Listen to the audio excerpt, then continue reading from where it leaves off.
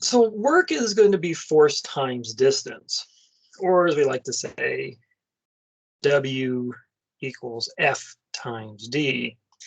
Now, depending on what units you're working in, if you're working with, say, SI units, force is going to be in newtons.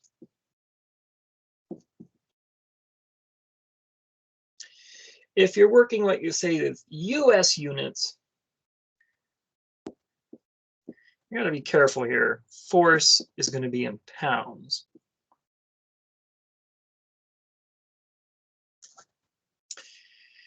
So you got to be careful, though. When you're working in physics in the United States, you're actually going to be working with SI units. Very rarely, at least from what I've seen, you don't really use these. You're going to be using the international units.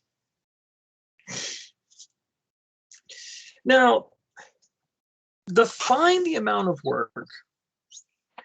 What we often do is we'll have a situation where we have our axes, where we have a distance axis and a force axis. And we could have, like, let's say, a constant force. So let's say you have a constant force of 5 newtons. And this force is applied over a distance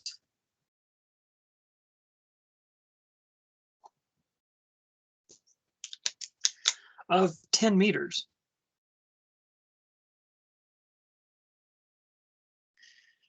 So the amount of work that's been done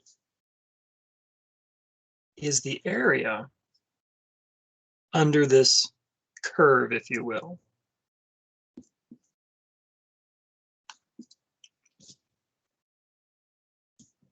So the work,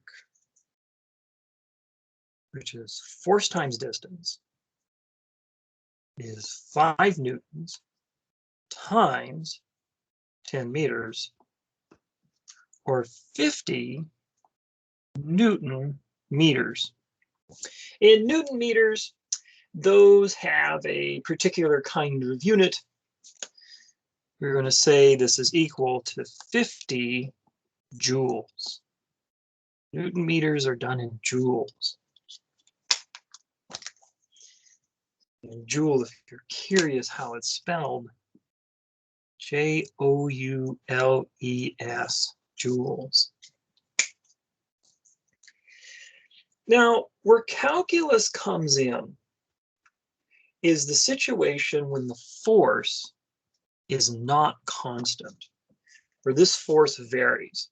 So if you think of, like, if you're pushing a crate across the floor, you start pushing kind of slowly, and then you pick up speed, and then you slow it down. So the amount of force you're applying is changing over distance. So what we're going to be interested in are situations like this. Let's say we have a force curve that's like this, where f of x is equal to x squared. And we start out with an initial force. We hit this thing running.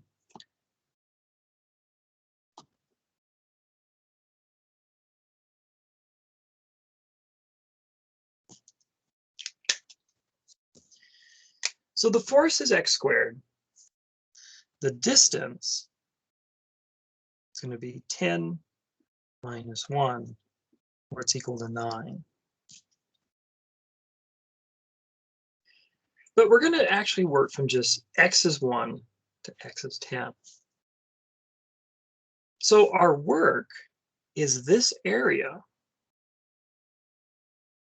between the curve x squared and the x-axis from 1 to 10.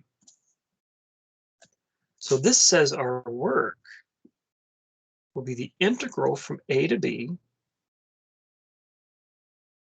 f of x dx. Now, in this case, that means it'll be the integral from 1 to 10 of x squared times dx, or x cubed over 3 from 1 to 10, which will be 1,000 over 3 minus 1 over 3, or 999 over 3, or 333. And depending on our units, if the force is in newtons and the distance is in meters, it would be joules. I'm just going to leave it as 333 because we weren't told. But that's how we calculate work. If we have a force function, sorry, we have a, bring this down here.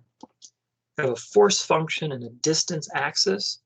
The area between the force function and the distance axis, that's the amount of work. Questions about that? Now, there's some particular situations we're going to work with. I'm going to look at 3 of those. And the first one is Hooke's law.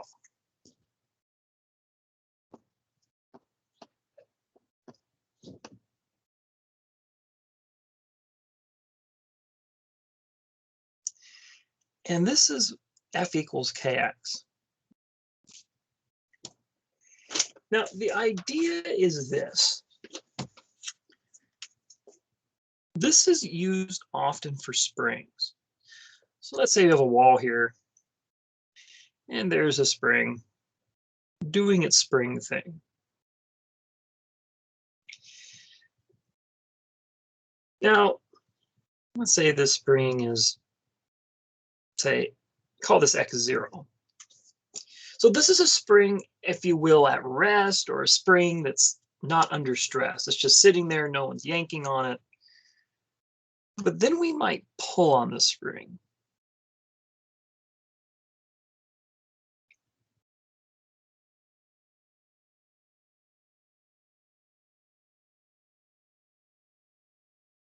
Someone's pulled on it. So here's x0, where it usually sits when it's at rest, not under any stress. And here's x1.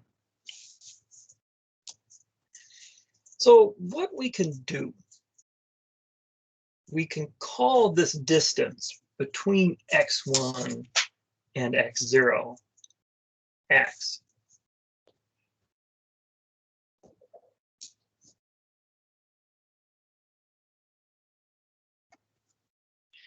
So the force that's felt when you're pulling on this spring is k, some constant, times x.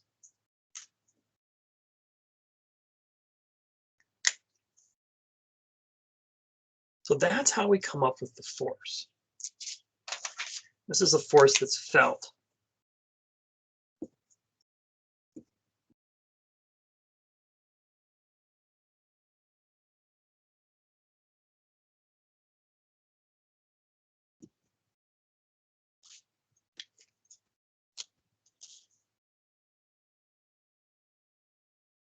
So questions about that?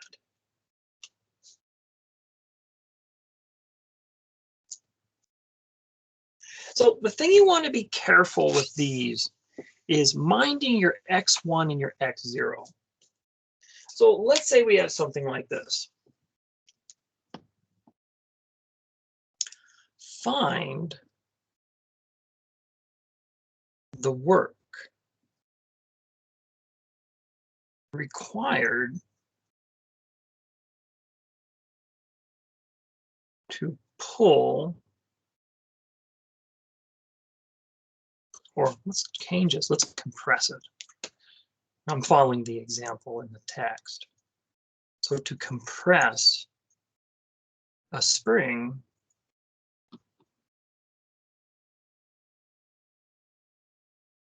from a length of 1 foot to 0.75 feet.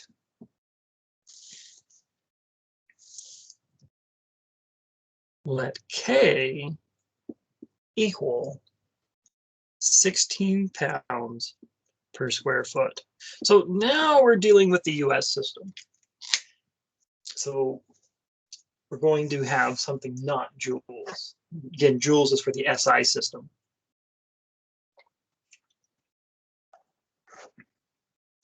So the idea of work is this. Work is the integral of force times distance, or dx in this case. And now the force, we know K. K is 16. So that'll mean our force is 16x. Because remember, for a spring, force is K times x dx. Now, the thing we're going to do is we're compressing this spring, and we're going to treat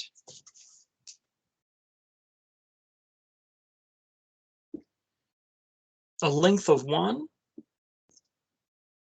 as x0 equals 0.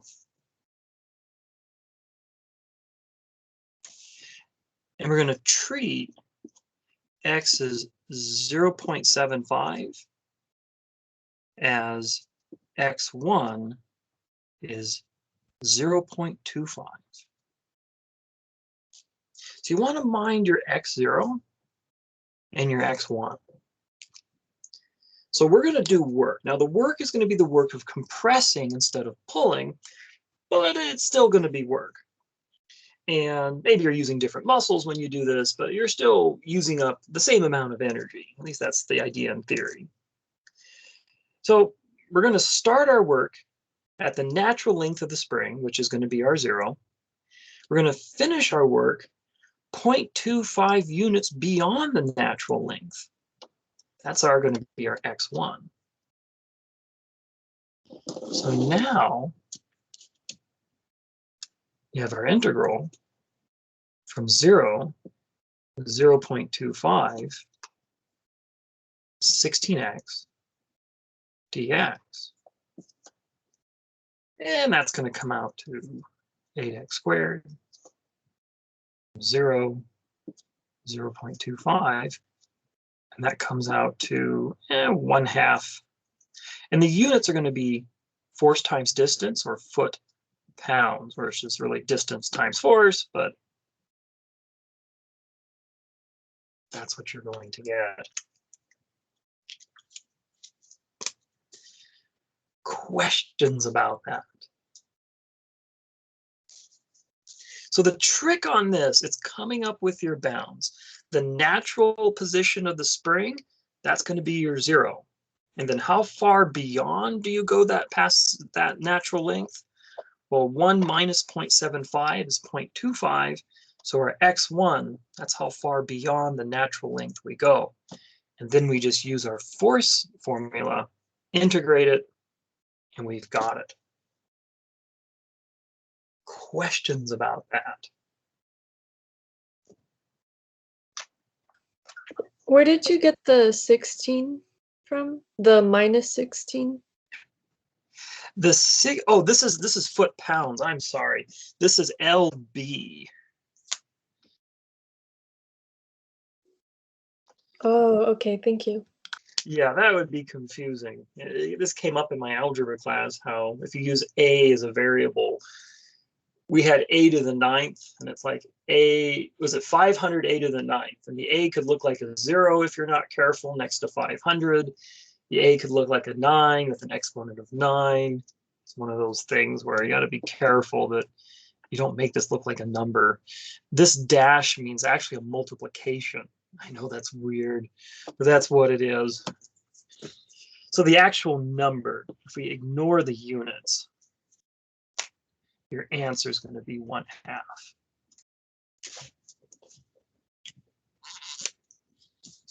Questions about that?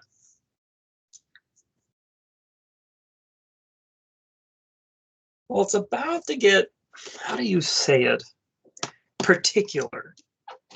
Now, this is a big deal, what I'm about to show you, because this is something in the past we kind of ignored. And one of the things with engineering in particular is as you get deeper into it, the details matter. Heat as a result of resistance or friction from, say, air. If you're looking at rocket technologies, there's issues with vibrations that can do all kinds of terrible damage. These kinds of things, which you oftentimes ignore in physics classes, they actually really make a huge difference when you start dealing with this stuff in, as they say, real life or in applications. So here's something that's going to seem kind of silly. Let's say we're going to lift a 5-pound bucket. Oh gosh, it does look like a 16.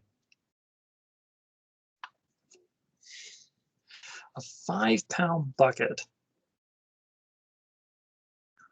up. I'm going to lift it up 20 feet.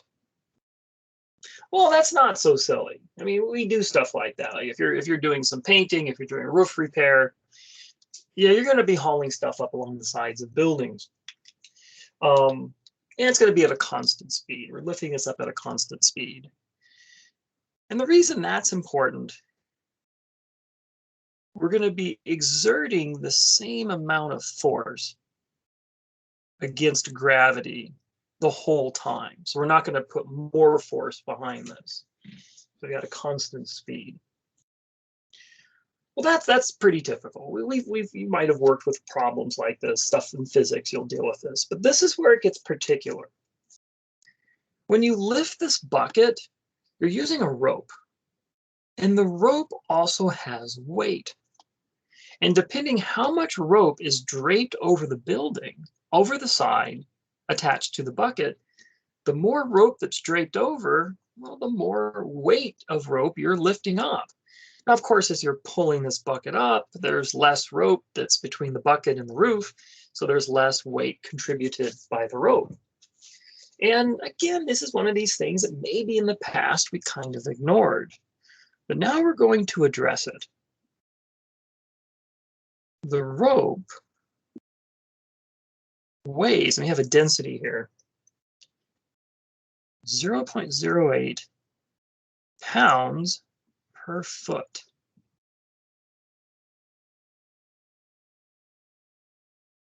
So how much work is needed to lift the bucket using the rope?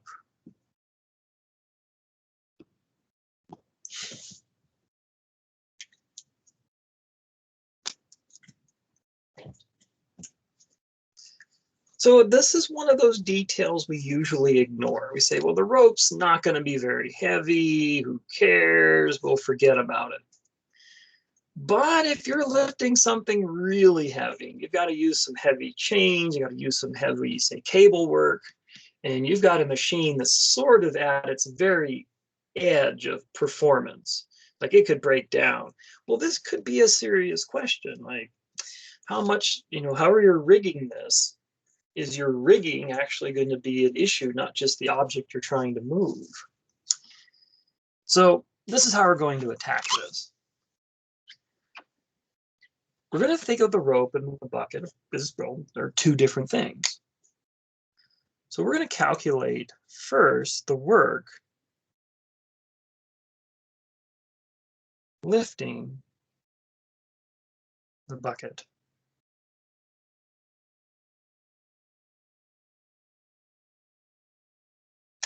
Well,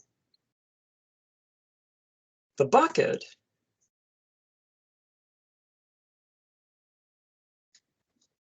and this is interesting, but when you're working with US units, force is the same as weight. So when you weigh yourself on a scale, you're measuring the force that gravity is exerting on you, or the force between, say, let's see if I want to be careful with this. Well, we'll just leave it at that. I don't want to be jumping into too many physics generalizations and saying the wrong thing.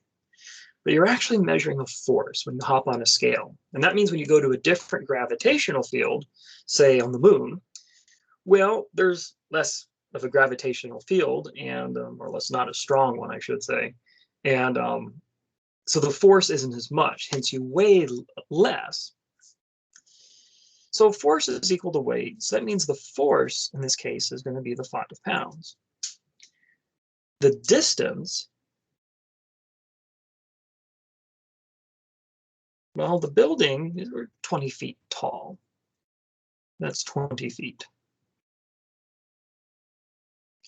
So the work, force times distance, will be 5 times 20, or 100, and the units they use are these. It's the product of foot and pounds, but for some reason they put a dash in there. Well, it actually makes sense. Instead, so you don't have FTLB, like that's a whole new, well, I guess it is a whole new thing. This is a unit of energy is what this is. So that's pretty easy. You're going to move something with a force of 5 pounds, 20 feet, force times distance. That's 100 foot-pounds. We're done. That's the work lifting the bucket. Where it gets tricky is the rope. So now I got to look at the rope. And the reason it's tricky is this.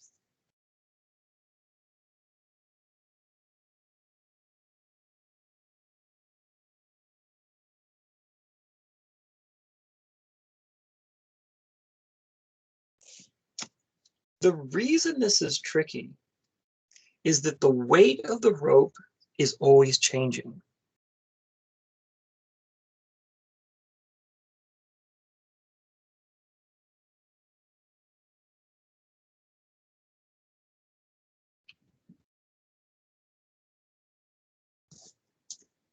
And the reason the weight's always changing, the rope's getting shorter. As we move this bucket closer to the roof, the amount of rope or the length of rope is going to get smaller and smaller.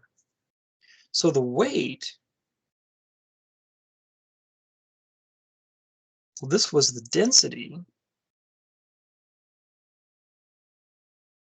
times the length.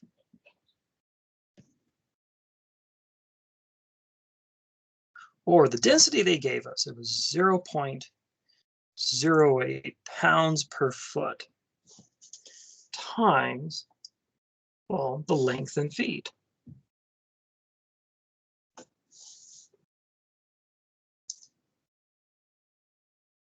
So the density is always going to be the same. It's the length that's changing.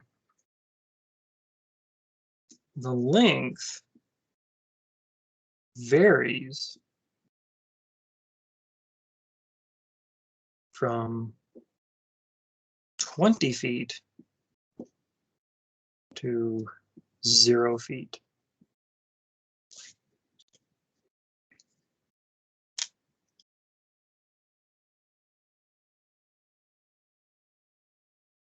That's the issue.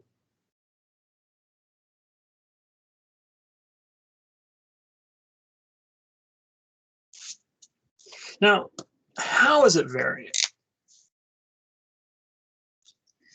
Well, we want to move the bucket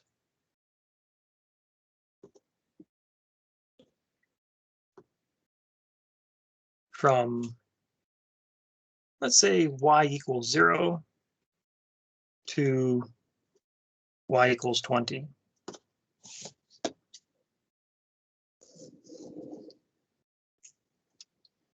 So if we have our building, here's our y-axis. There's 20. This is going to be 0. And our bucket is doing something like this, a little wheel here. Maybe this wheel's on the edge, and the wheel plus the building is 20 feet. Maybe it's doing something like that. So at this height, y, how much rope is dangling over the roof?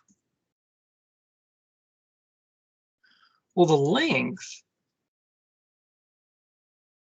of rope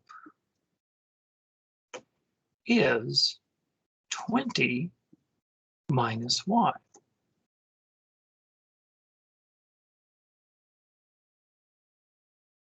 So as the bucket's height varies from 0 to 20, the length of the rope varies as 20 minus y.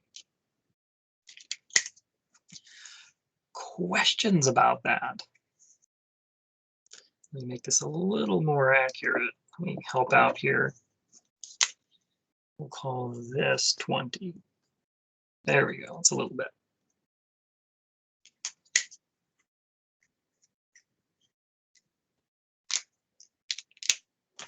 So this is the length of the rope as the height of the bucket varies from 0 to 20. Questions about that?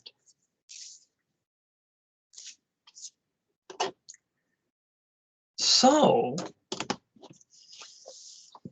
for the work lifting the rope,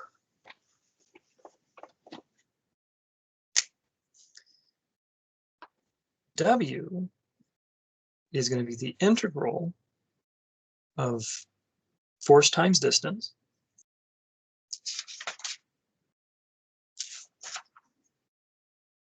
In this case, dy.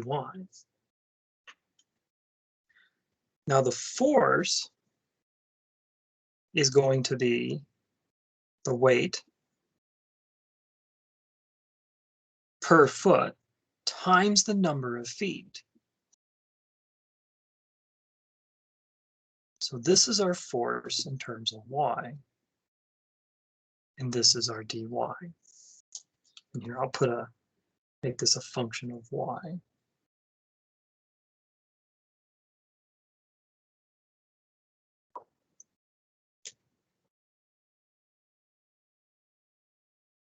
And then if we hammer out this integral, what we're going to get, I'm just going to, for the sake of time, I'm just going to give the answer, but it comes out to 16. And because this is US units, 16 foot-pounds.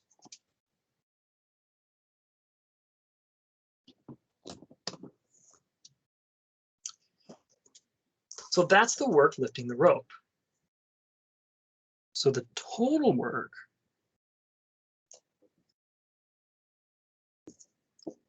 is bucket plus rope, or 100 foot-pounds plus 16 foot-pounds, or 116 foot-pounds.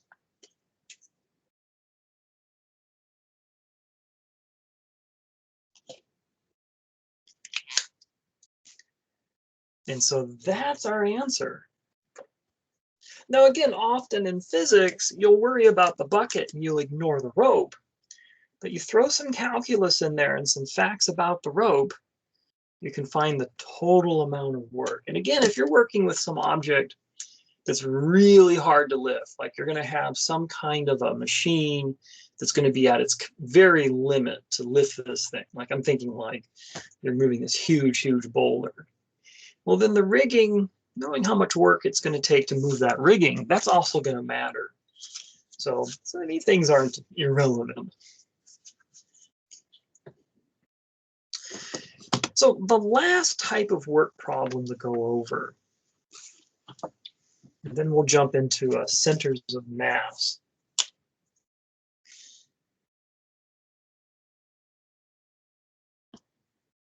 It's going to be this. So let's say we have a canonical. Oh, I'm sorry, conical, not canonical. Conical tanks. This means it's like a cone. It's cone-shaped. That filled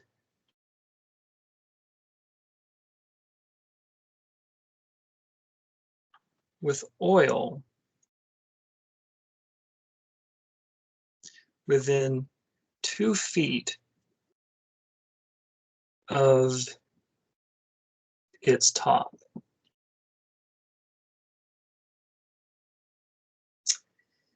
The oil has density of 57 pounds per cubic foot. So we're staying with US units here.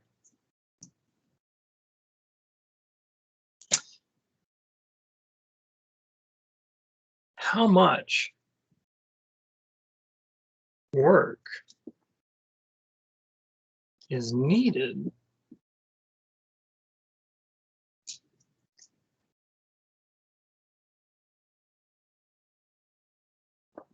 to pump the oil to the rim of the tank?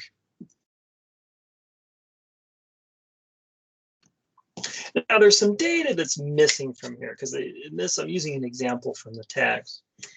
And there's a picture here that illustrates exactly what this looks like. So I'm going to draw the picture in so we have all the data.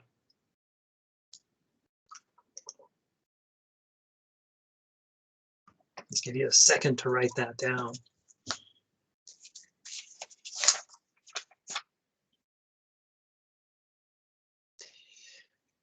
So what we're going to do, what this is, and this is again, if we think back to the problems we had done working with derivatives, drawing a picture helps. And so they give us a picture in this one, and what it is, it gives us the full dimensions of this tank.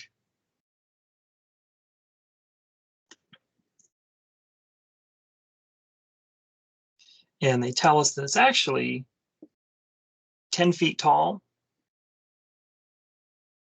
and also 10 feet wide. And then the oil, it's within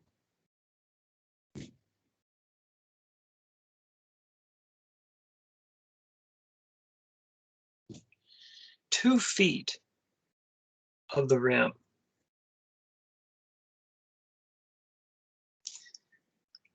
So it's within 2 feet of the rim of this thing.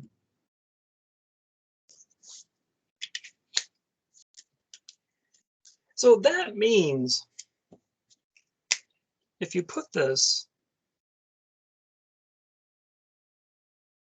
take a cross section of this cone. Let's put a y-axis through here.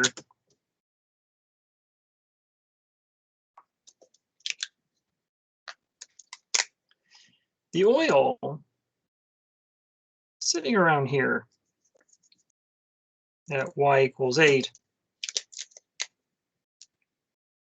And the top of this thing is at y = 10.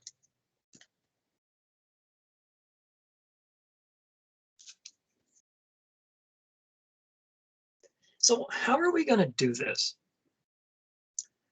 Well, what we're going to do is we're going to think of this in terms of slabs.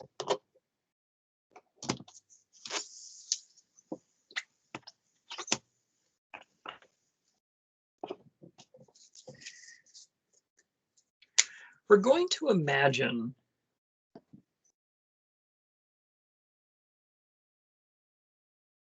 moving this oil kind of like the bucket. It's a bucket shaped like a slab.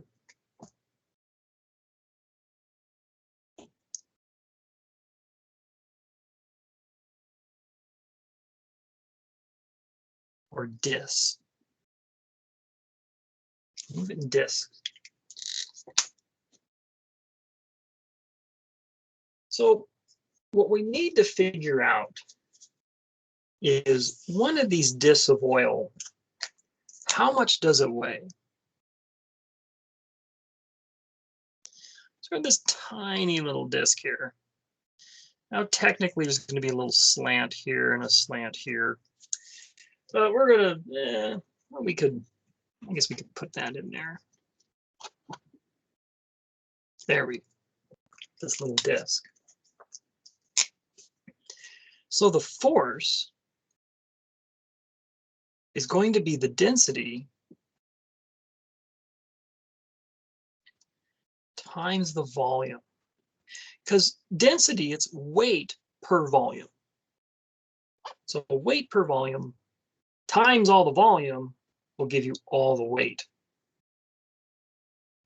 Now, the volume of one of these things, well, let's take a look. It's a disk. So the volume, well, this disk has a height, delta y. And there's an area, delta A. And we're going to approximate the volume as delta A times, actually I'm just going to call it, let's not call it delta, let's just call it A.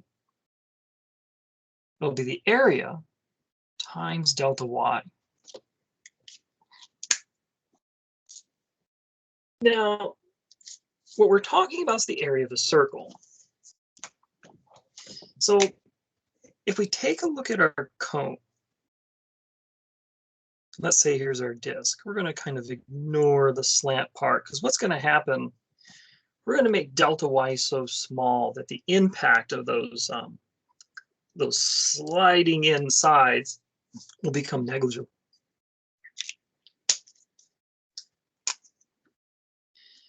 So what we need is a radius r, because the area will be pi r squared.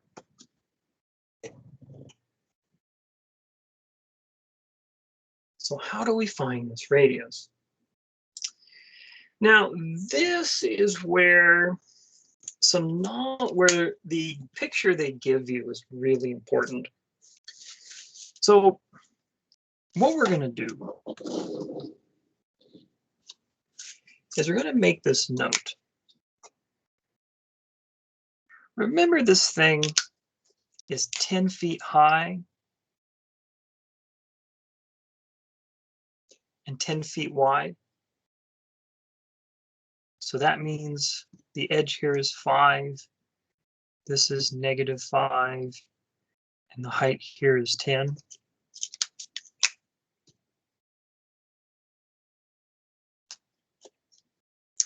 Well, if we have our disk sitting here at x, well, if we have a situation where when you get x, you get a y of 10, or x of 5 and y of 10, what's going on is this has an equation of y equals 2x.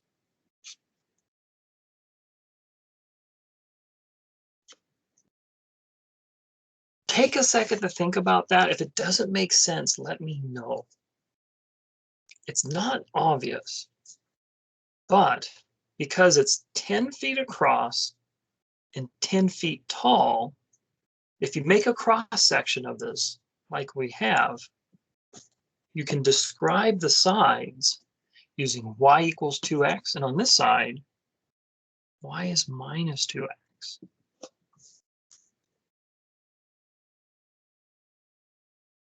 Questions about that? Now, if you notice, the radius here is equal to x. So if we solve for x here, we get a radius is equal to y over 2. Since this, we solve for x is y over 2. X is the radius, so that means the radius is y over 2. Questions about that?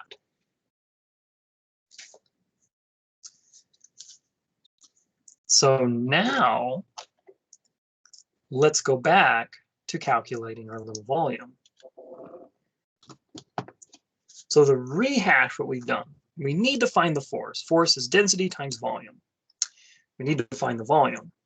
Well, we're going to use these little discs as an area and a height. So area times height. The area of the circle is pi r squared. Using the fact that this thing is 10 feet across and 10 feet high, the cross section tells us that each side can be described using y equals 2x and y equals minus 2x. Well, the radius of this disk is equal to the x coordinate. So for y equals 2x, solve for x, that's y over 2, so the radius, which is equal to x, is now equal to y over 2. All right. So now we go back to our volume.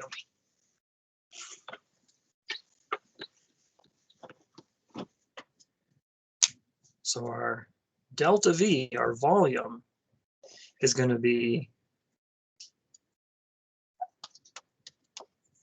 area delta Y, or pi r squared times delta Y, or pi y squared over 4 delta Y. Now, we need the force. Well, force, this is going to be in terms of Y. Well, the force is density times volume. Well, the density was 57 pounds per cubic foot times our volume.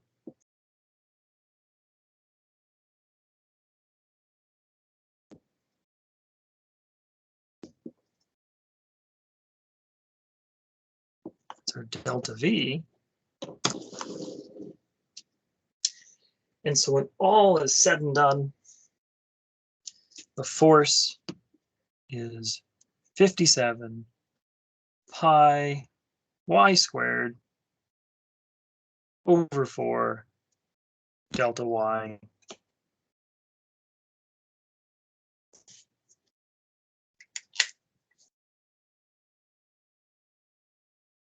Whew, that's our force.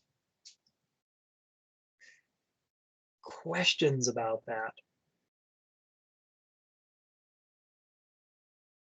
So now we finally found the force. Now we need the distance of the disc or slab from the rim.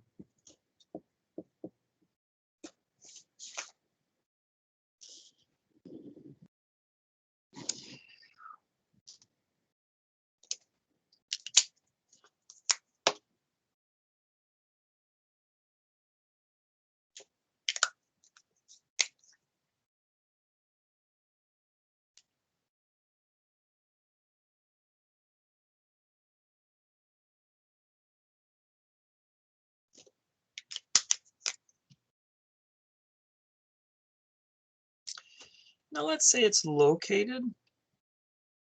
It's a kind of a big Y, but it's located at Y. So that's the distance the slab has to travel to get to the rim. So the distance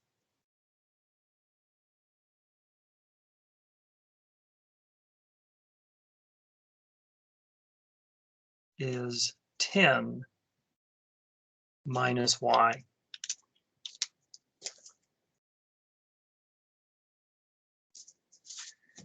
Questions about that?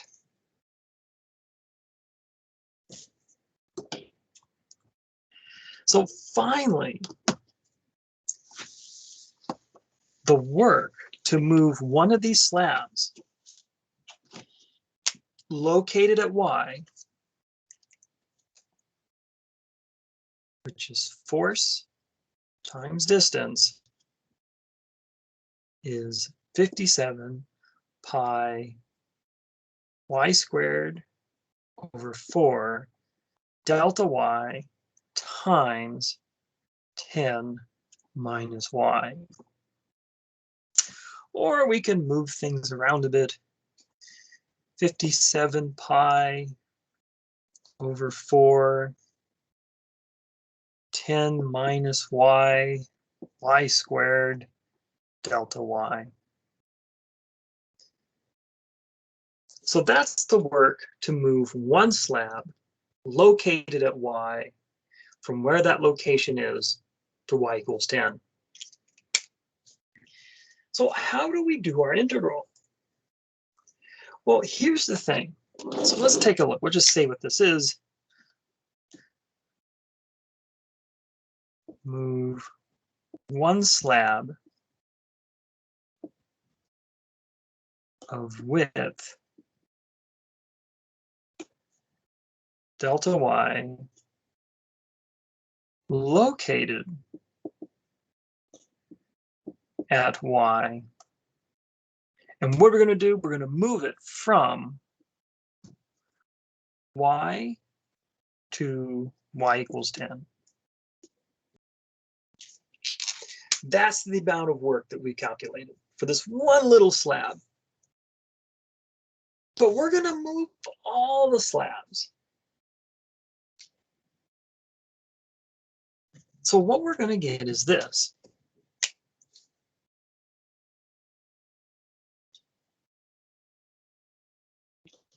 We want to move all slabs or discs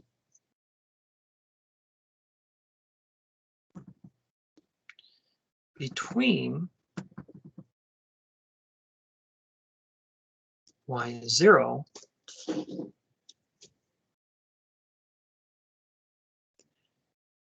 and y is 8. So not just the slab located at some generic position y, we want to move all the slabs that are found between 0 and 8.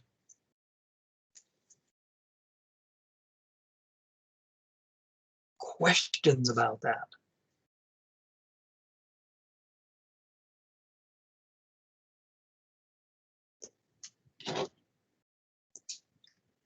So what that means, again, if I'm going too fast, let me know.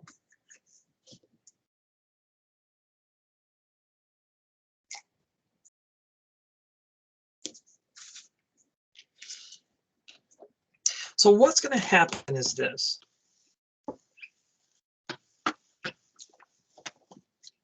So that means we're going to move, say, in slabs or discs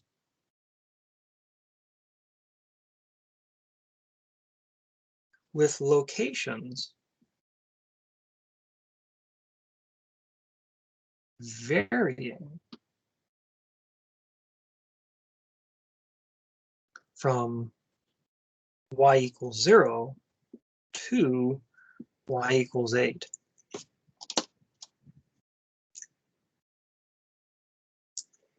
And so the force, the work, is the force times the length, or the distance, I should say. There's a reason why I'm writing this out again. I want to just sort of explain something.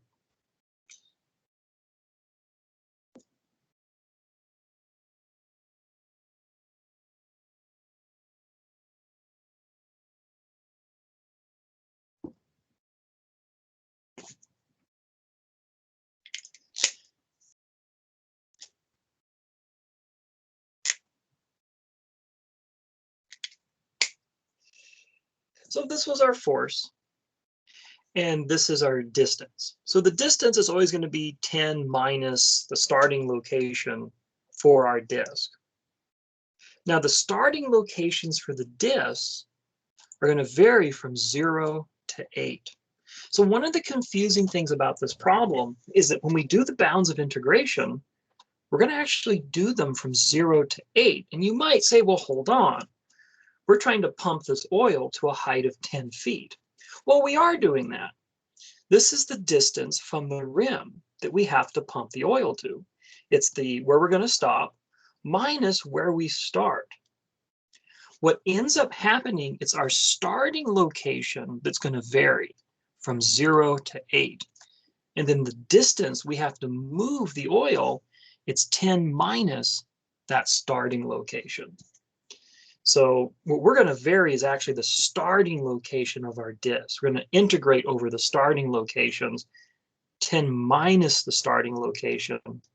That's going to be our distance. So if we have n disks located between 0 and 8, well, the work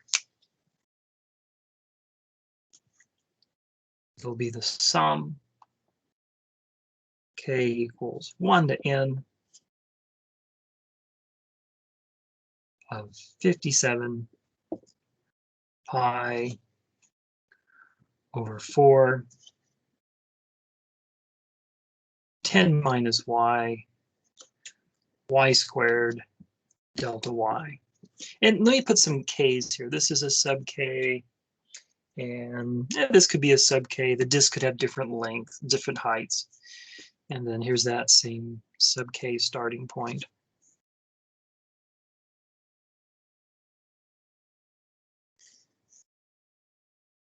So as n goes to infinity,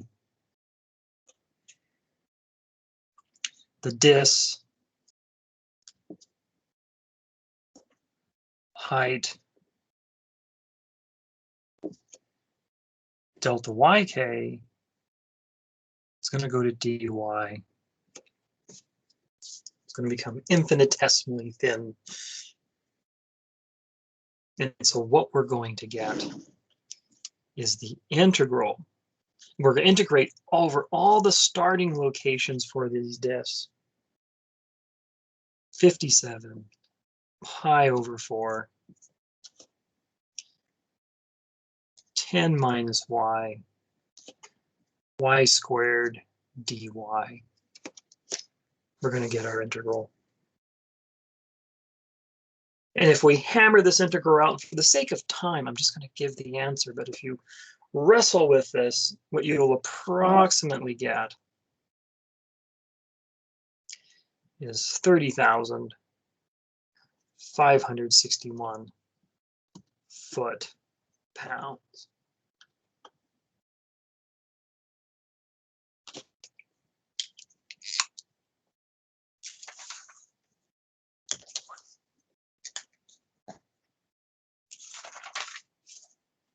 Questions about that?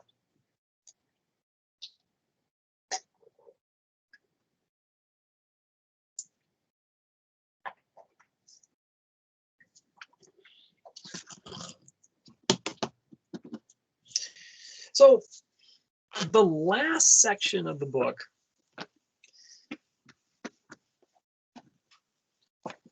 this is going to be moments and center of mass. And so what we're going to do, we're going to talk about the system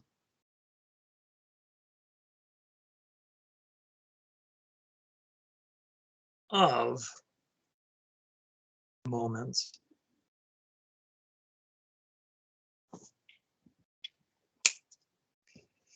So I'm just going to take a second, kind of stretch out, kind of wave your hands around, kind of loosen them up. This is one where the terminology. Oh, so what's happening as n goes into infinity, you're increasing the number of disks. So you have some disk in here like this.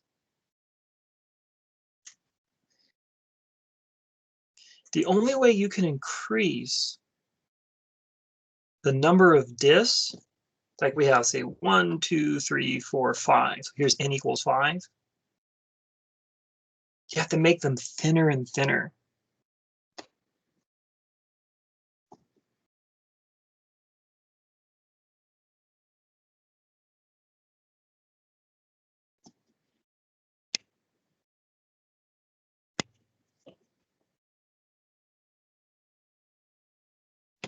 So this would be n is 11.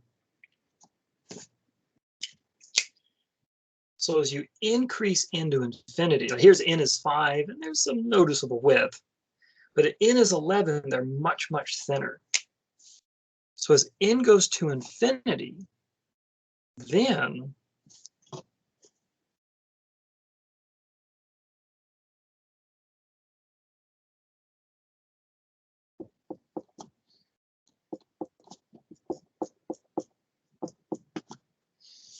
as n goes to infinity, the width is going to become dy. So this could be like delta y. Let's just call it delta y. And this is just like a different delta y. We can call it delta y prime or something like that, just to say it's a different delta y, a thinner delta y. Maybe I shouldn't use prime because it reminds us of derivatives. But, golly, how to say this?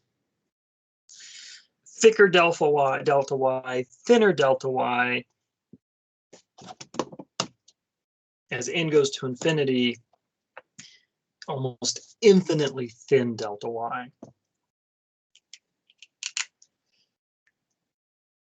Does that help?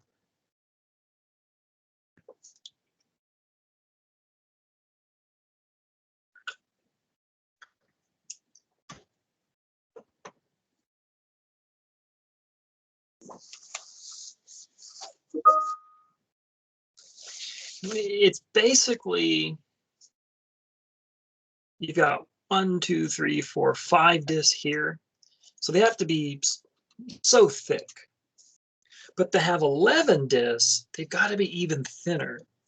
So if this is delta y, this is a smaller delta y. And then if you have infinitely many disks in here, they've got to be infinitely thin. And so you get a dy. And that's what dy is standing for. It's arbitrarily thin.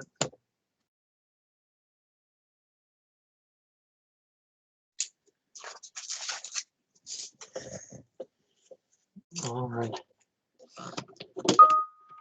No problem. They're as thin as you need them to be.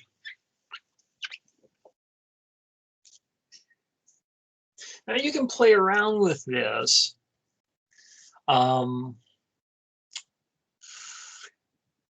Yes, you could have, there's something called infinite series, where you can take, for example, let me think about this, trying to think which one works. I think if you take the sum from k equals 1 to infinity of 1 over k squared, you'll get 1 plus 1/4 plus 1/9. Let's see, I'm trying to think. This eventually converges to a finite value. the one that's might be a little more compelling for us, 1/1/2. Let me see, I'm trying to remember how this has been a while. I apologize. Now I got to look up infinite series, but it gives you kind of a break. It's not a bad idea to take a break here, because we're going to jump into some kind of complicated stuff. It's not too bad, but let me see here.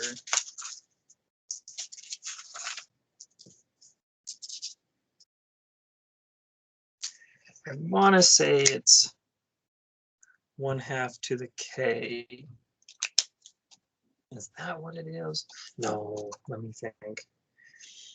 Let me get back to you on this. I'm just forgetting what it was. And the book that I would usually pull out for this isn't here. But you can get what's called an infinite series. And what it is something that you add up infinitely many numbers, but they grow smaller and smaller as you go, and they actually add up to a finite amount, which is kind of a cool thing. I mean, that's actually a really cool thing. I'm not giving up. I just want to verify I'm not getting this wrong. I want to give you something that's not true. So you take a little break, shake out your hands a bit, because we're going to jump into something that, here we go. Here's what I'm looking for. Oh. So if you took something like this,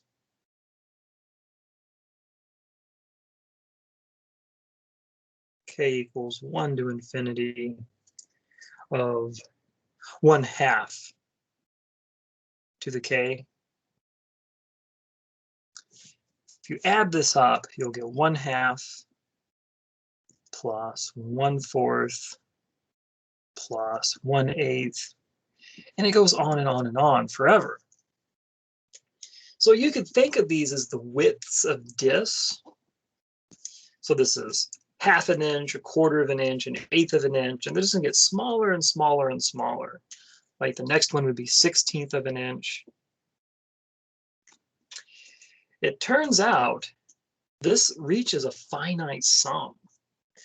And so the finite sum is going to be equal to 1 over 1 minus 1/2, or 1 over 1/2, or 2.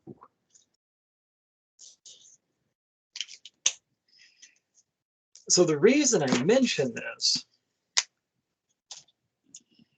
is that you could take, say, this cone. Let's say it's feet. This is 2 feet. Better go with 2 inches. And so this would be 1 inch. Ooh, a little more. That's 1 inch. There's your halves. So what you could do, the first one is 1/2 an inch. So this would be the first disc.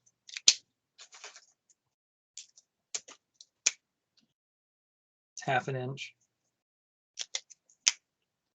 This is 1. This is 1/2. 1 1/2. So the first disc is 1/2 inch thick. The next one would be 1/4 inch thick. The next one would be 1/2 of that, 1/8 of an inch thick. And then the next one, 1/2 of that, would be 1/16 of an inch thick. And these are getting thinner, thinner, thinner, thinner as you go. And if you had infinitely many of these discs, if you had infinite time to add them up, an eternity, so to speak, you'd get to the top here.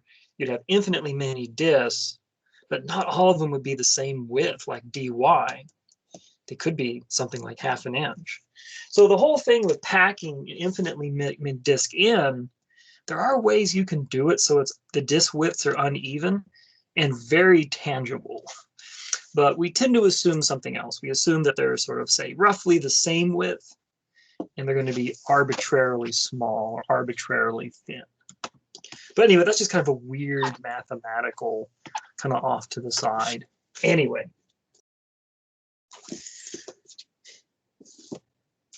Back to systems of moments. So what's a moment? A moment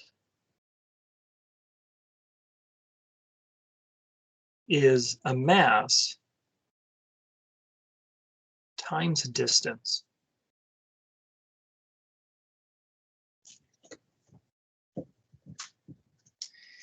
And what we typically do is we set up a system like this. So here's a mass, m1, and a mass, m2, and a mass, m3. And we're going to put a fulcrum here. Now, I'll admit, this is a lousy place to put a fulcrum. I'd never put a fulcrum here. This stinks. But that's what we've done. 0. The fulcrum will be located at the 0.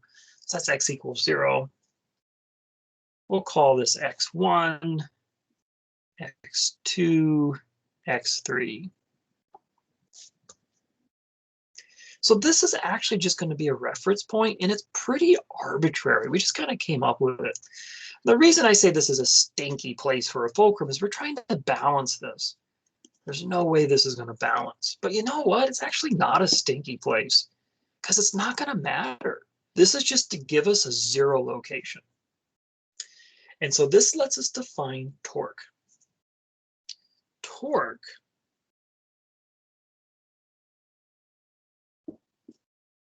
is mass times gravity, which gives you force,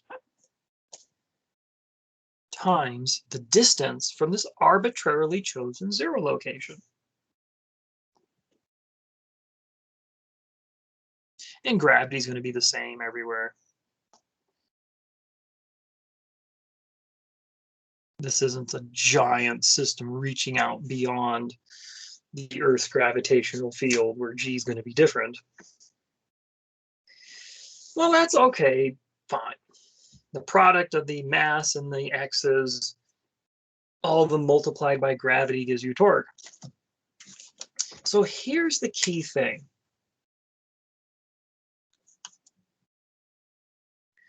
The system is balanced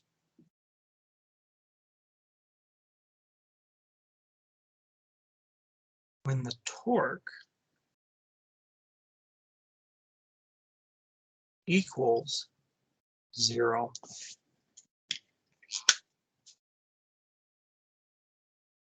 So the system is balanced when the torque equals 0.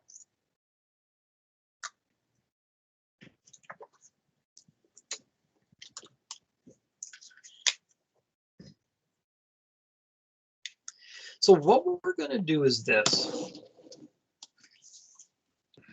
Where shall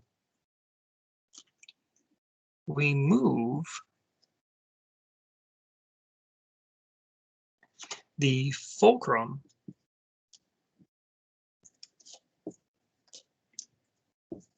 so torque is 0?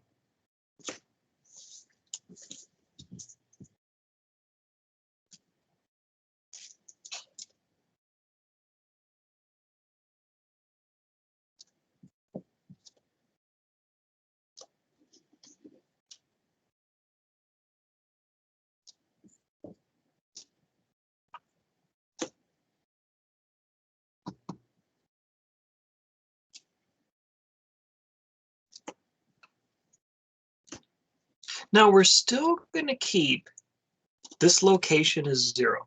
We're going to keep that still as 0. But the new location for the fulcrum, we're going to call this X bar. This is the location where the torque becomes 0.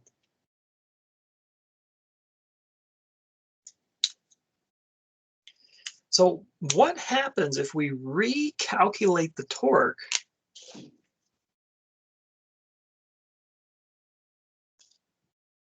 So recalculate torque relative to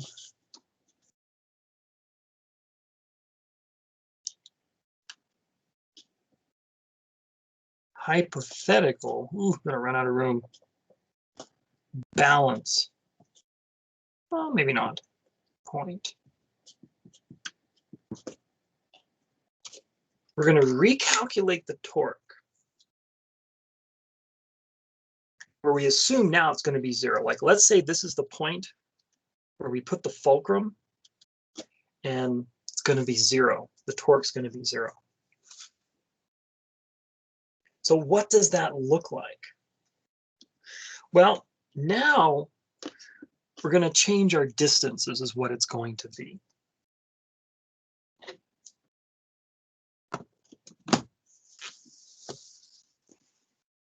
Again, if I'm moving a little fast, let me know.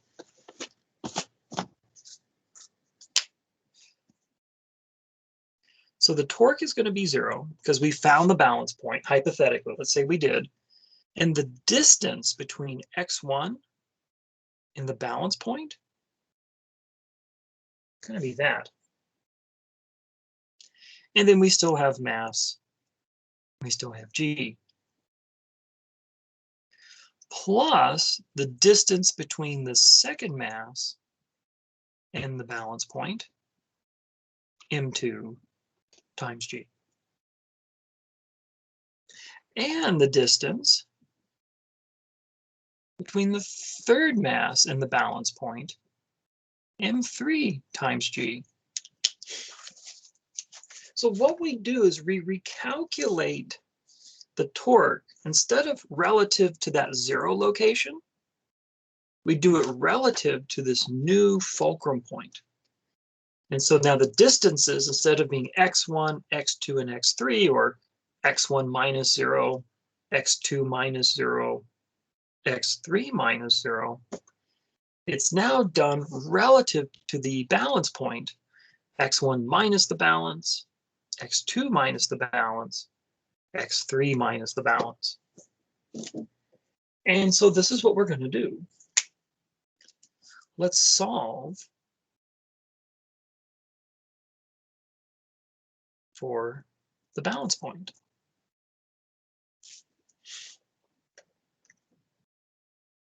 So we could factor out the g's.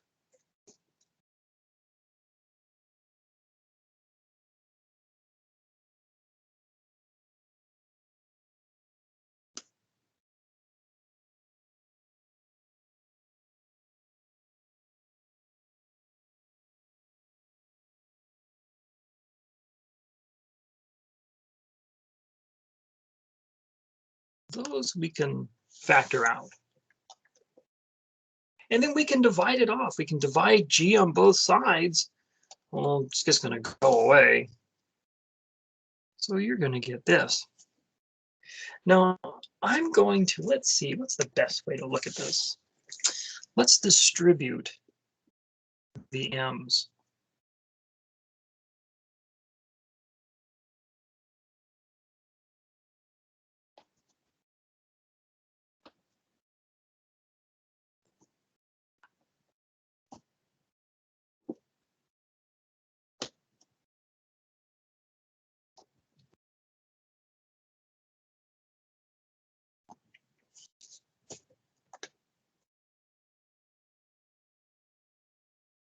Questions about that? So we just distributed the m's after dividing off g. And we're going to do some organization here.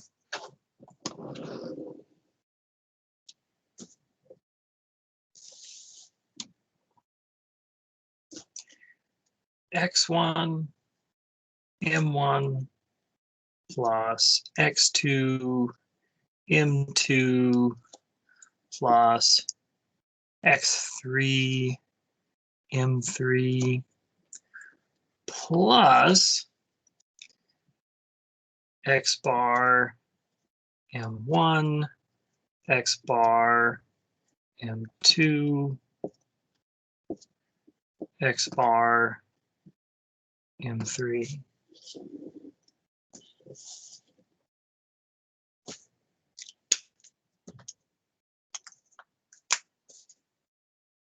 And then we can do a little more. This is the sum from k equals 1 to 3 xk mk plus the sum k equals 1 to 3 of, let's see, I'm missing some minus sign. I apologize. So these are actually minus. They have minuses on here. I'm sorry. Minus.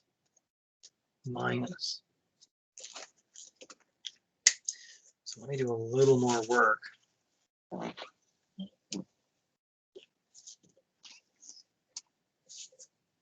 So give you a second to fix your notes. These have minus signs on them.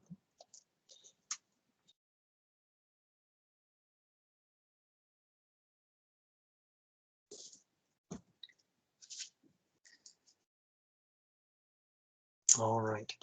Yeah, because you got the minus signs here. That's where those are coming from. So what's going to happen? We can factor out those minus signs. And so now we're going to get this. I'm going to reorder this m1x1 plus m2x2 plus m3x3 minus x bar m1 plus x bar m2 plus x bar m3.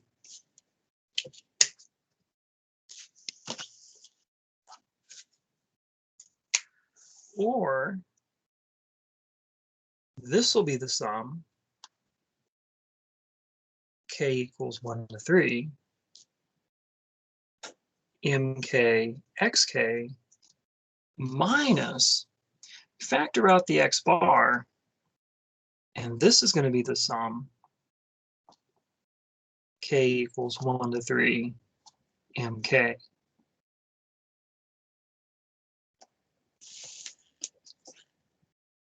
Then we're going to add this to the other side.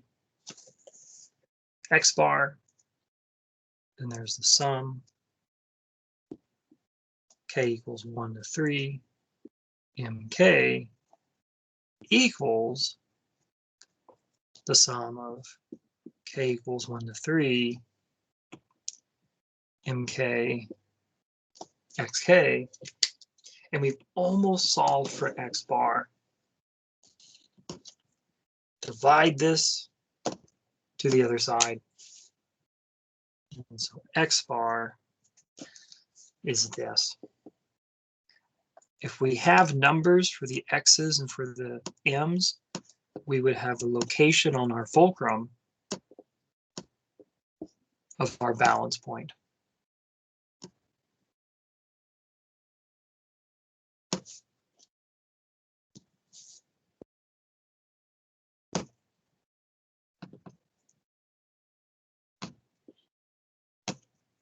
Sorry, it's k equals 1 to 3 mk. And so this is our balance point. It's kind of something fun to play with. I mean, you could take a ruler and you could label some place on the ruler as a 0 point, and then come up with your coordinates relative to that origin. have some, sorry, some coordinates relative to that origin. You have different masses of different weights at those locations. And to find the balance point, use this formula. And that's where you balance that ruler.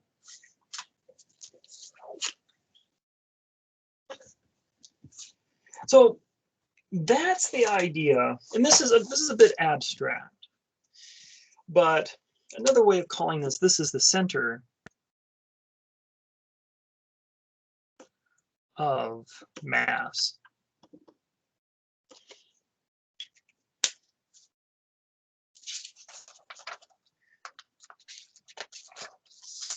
So the next thing we're going to do,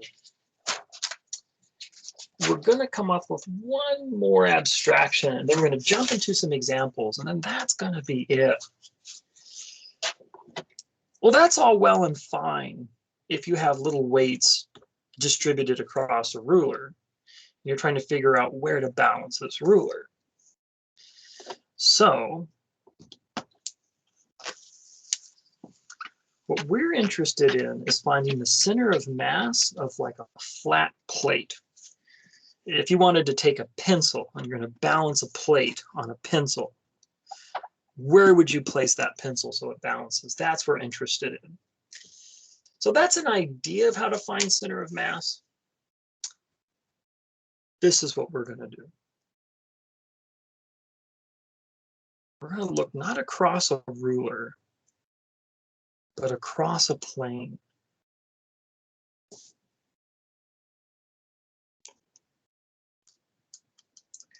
So we're going to have some masses across the XY plane. Say, call this one M1. We can call this one M2. And this one over here, M3. And they're in some kind of area here, and well, depending on what this area, this disk is, where would we place, how would we balance? Where would we put this pencil here to balance this so it doesn't tip over? Now, we're going to define something. The system mass, and we've already seen this actually, M,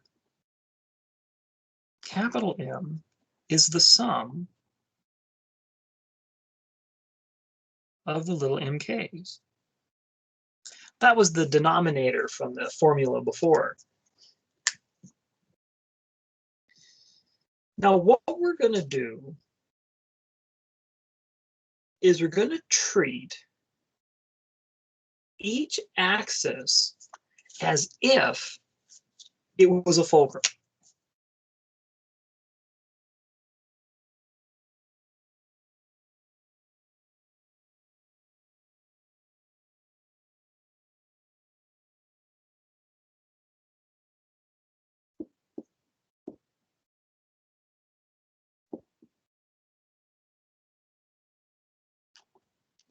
And I just realized I have 1, 2, 3, 4 two-letter words in a row with a one-letter.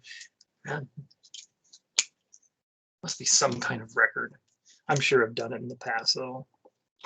Anyway, so what I mean is this.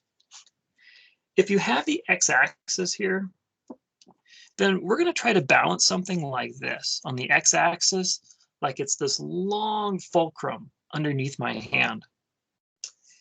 And then we're going to try to balance something about the y-axis, where the y-axis is a fulcrum underneath my hand, and my hand's tipping on that fulcrum. So let's take a look at the x-axis fulcrum. How do we look at some moments or torques about this, sum of moments to get some kind of a torque? So you could say the torque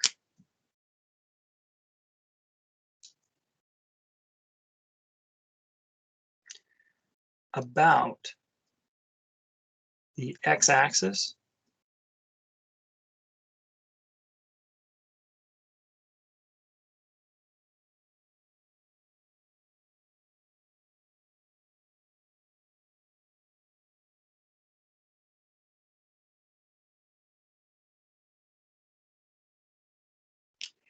Well, we're going to be looking at distances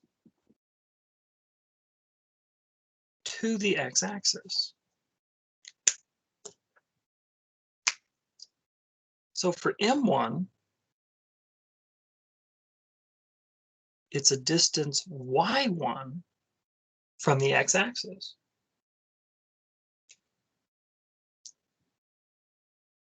For M2, it's a distance y2 from the x-axis. And for M3,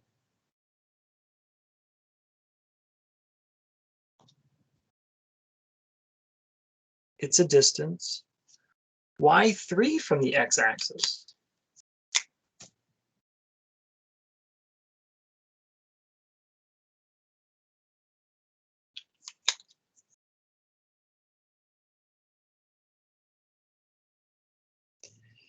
So the torque about the x-axis, and this is kind of like finding the torque we did with our ruler example. Use a capital M about the x-axis will be M1y1 plus M2y2 plus M3y3. And again, this is measuring how this is balancing. Or more generally, we'll say it's the sum from k equals 1 to m of mk yk. So to see how this balances about the x-axis, we have to use distances measured using y coordinates. So even though if you m sub x, you got these y showing up, which is kind of funny, but that's kind of how that works.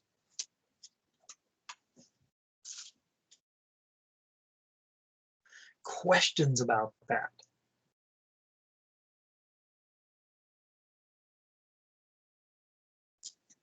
All right.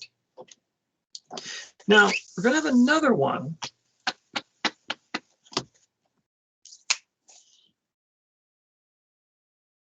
Torque about the y-axis.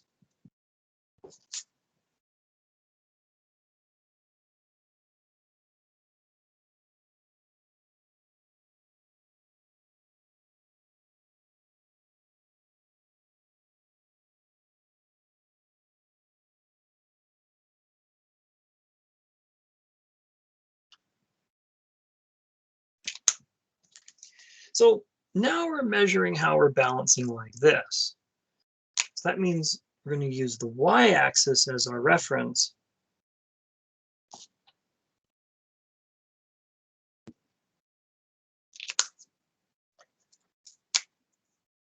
How far from the y-axis?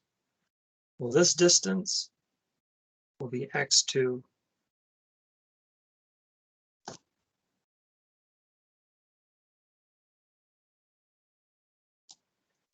This distance, x1. And here you have an x3.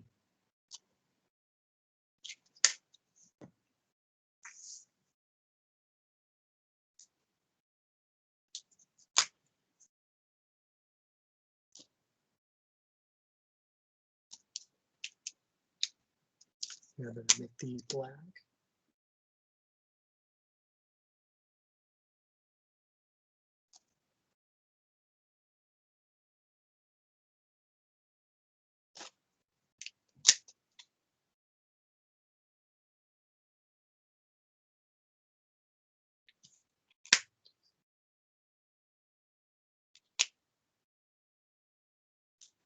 So the torque about the y-axis is the sum. And it's going to be k equals 1 to m of mk xk. these are the distances from the y-axis.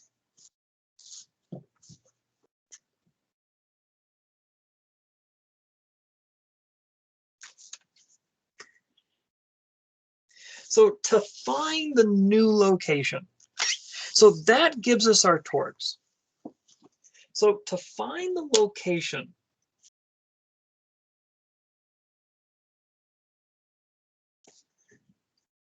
for the center of gravity, or the center of mass rather, the x-coordinate is my divided by m, or the sum of mk xk divided by the sum mk. Again, using something similar to the function or the formula we used for the ruler. And what this is saying is this. This is where along the x-axis, the fulcrum y-axis, remember we treated the y-axis as a fulcrum, so we're going to move this y-axis over, should be moved.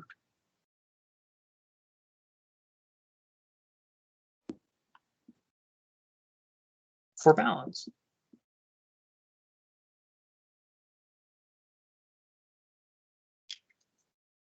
So this seems kind of strange, but for x bar, it's going to be my, and that's the balance around the y-axis. So we're saying we need to move the y-axis over somewhere along the x-axis. Instead of being at x equals 0, it might need to be moved to x equals 5 or x equals -3. But we're going to move this y-axis somewhere along the x-axis so it better balances the weight. That's what this means. So questions about that? And I apologize, I'm going to go late today. But we're going to get to the end here. And then y bar. And I am recording this, so if you have to leave, go ahead. What's the sum of mk, yk, the sum mk. In this case, we're talking about the torque around the x-axis. So we're looking at this balance, and we're asking where along the y-axis do we need to move our x-axis up or down so it better balances.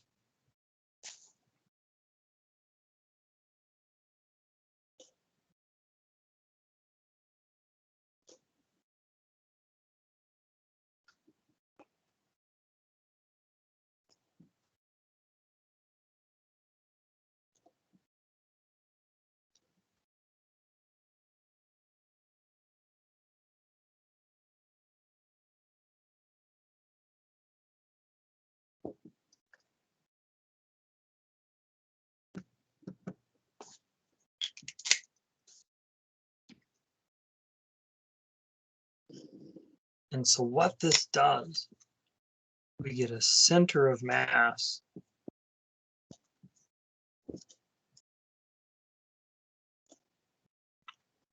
of x bar, y bar.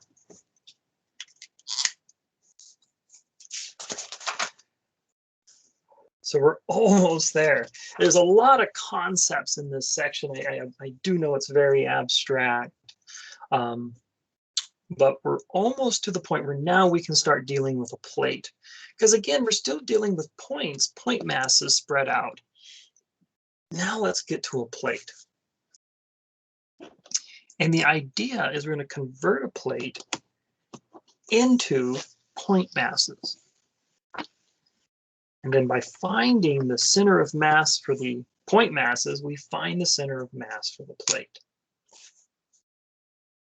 So let's say we have something like this.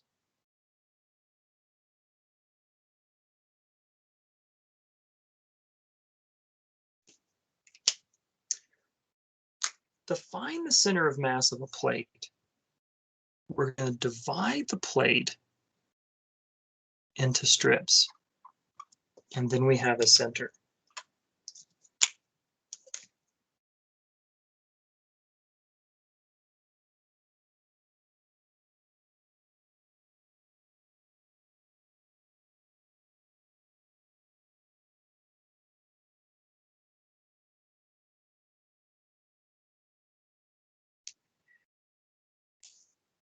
The center, what we can do is we can imagine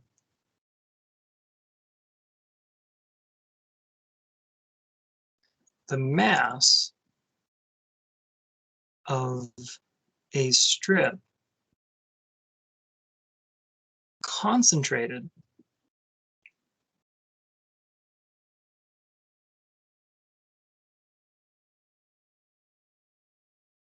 in its center. In the center, we're going to call it x tilde, y tilde.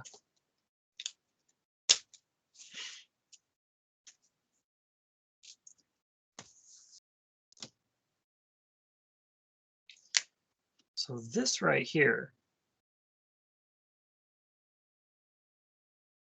x tilde, y tilde.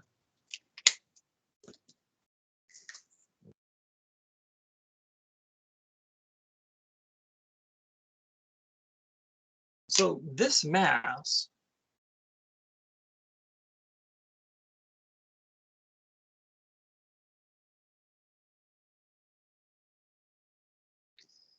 say it's delta M.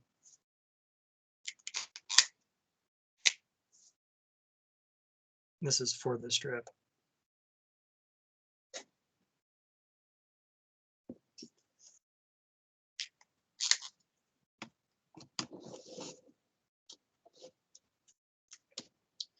So what this is going to say is this. If we have a bunch of these strips,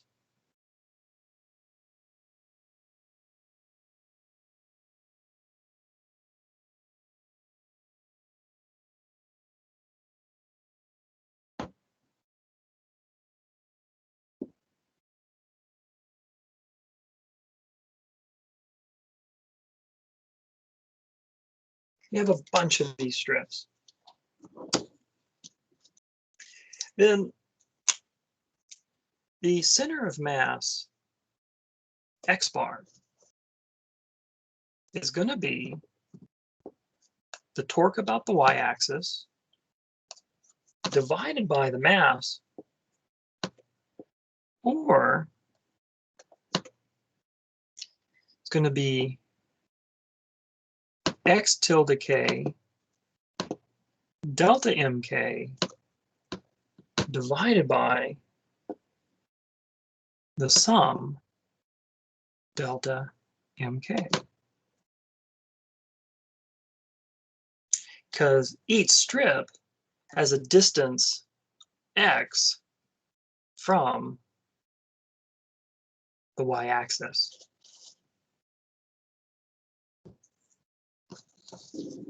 And likewise,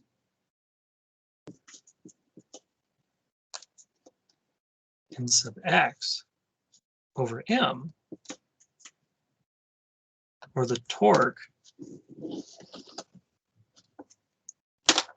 about the x-axis, well, we definitely need to move this x-axis. It's got to move somewhere up in here.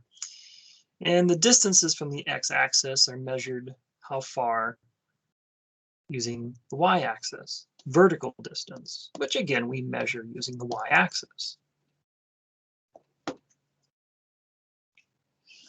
So that means I have the sum y tilde k delta mk over the sum delta mk. And I'm going to make an appendage here. That's going to be, each strip has a mass of delta mk. Now, what we're going to do is we're going to let n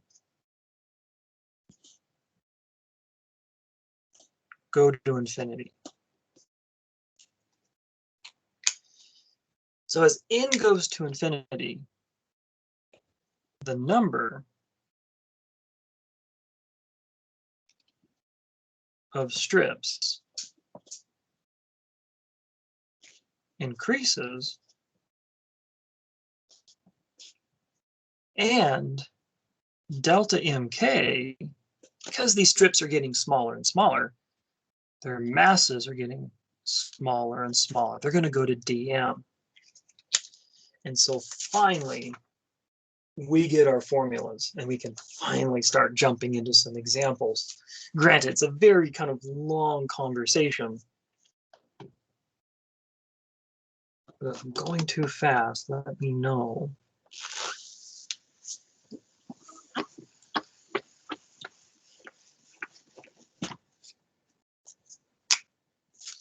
So the result is we replace the sums with integrals.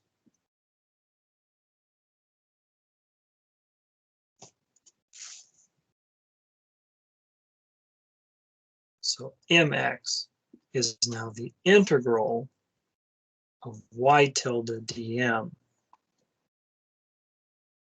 My is the integral of x tilde dm. M is the integral of dm. X bar is still my over m. Y bar is mx over m.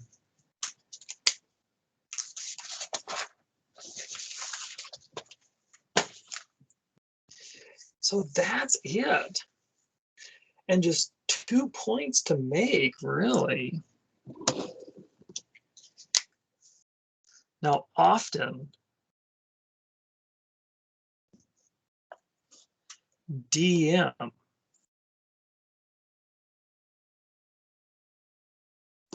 equals sigma dA, where sigma is density.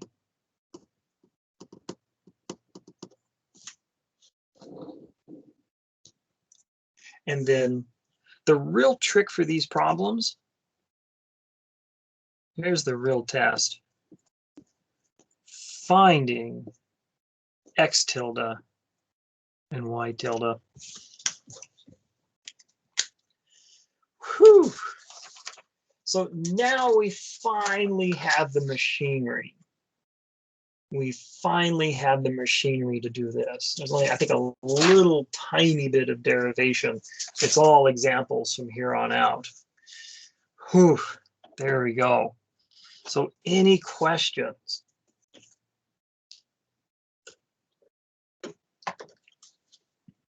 All right.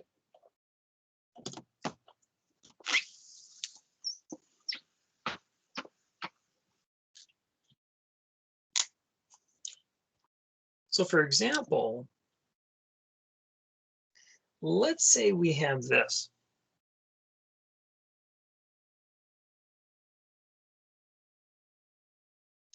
This is x equals 1. Down here, it's y equals 0. That's 1. This is 2, 1, comma 2. And along here, this line, y equals 2x. So we want to find the center of mass. And we're also going to be told that the density, well, this is going to be 3. And it's grams per meter squared. I'm just going to leave the units off because it's hard to write them in there. But it's grams per meter squared, or mass per area. So what we're going to do, we're going to look at this in terms of one of these strips.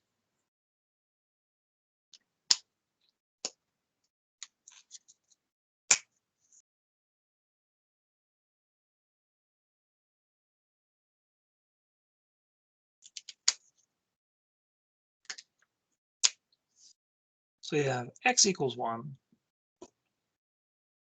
y equals 2x. We have our y equals 0.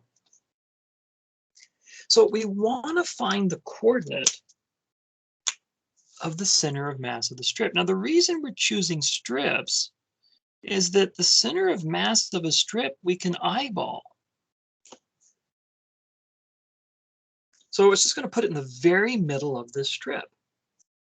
Now, this strip, let's say it's located, so its center is at x. And this is, again, the advantage of using strips. We can make these kinds of assumptions. So this means x tilde right away is just x. Well, that's a good deal. But what about y tilde? Well, it's between y equals 2x and y equals 0. Because it's going to be exactly in the middle between the top and the bottom. So that means y tilde will be 2x plus 0. We just take the average of these two curves. And that just also comes out to x. Well, that's awfully convenient. So now we found the formulas for x tilde and y tilde for the center of mass of any generic strip in this triangle. So let's put it all together.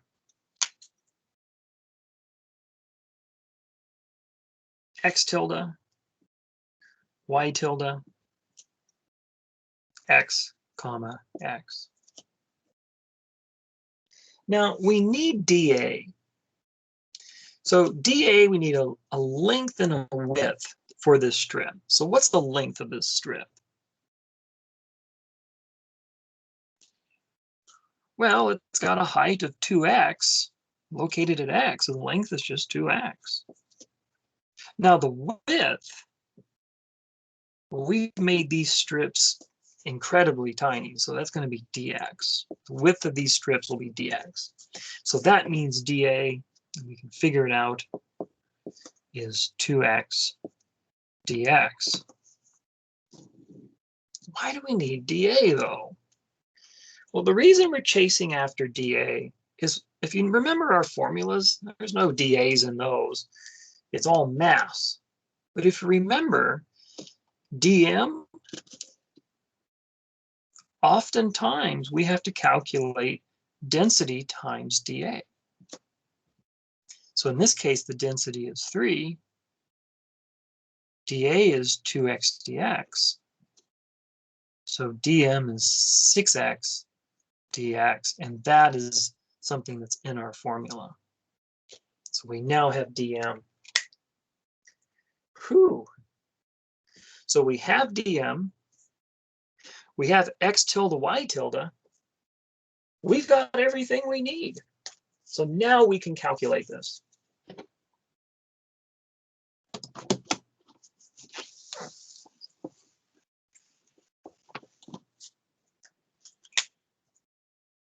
So the moment about the y-axis, it's the integral y tilde dm. Now here's the thing though, we're integrating with respect to the x-axis by the formula, or by what we have for dm. dm is going to tell us what we're going to be integrating. And so we're going to be integrating y tilde was x times dm, which was 6x dx. Now the base of our triangle went 0 to 1 relative to x. So that's how we have our bounds. And what's going to be interesting, even though this is torque about the y-axis, we're going to be integrating with respect to x. And if you do this integral, it's going to come out to 2. Likewise, torque about the x-axis. Oh, I'm sorry. Oh, x tilde. I'm sorry, this is x tilde. Luckily, x tilde and y tilde are the same. I apologize, that's x tilde. But they're both going to be x.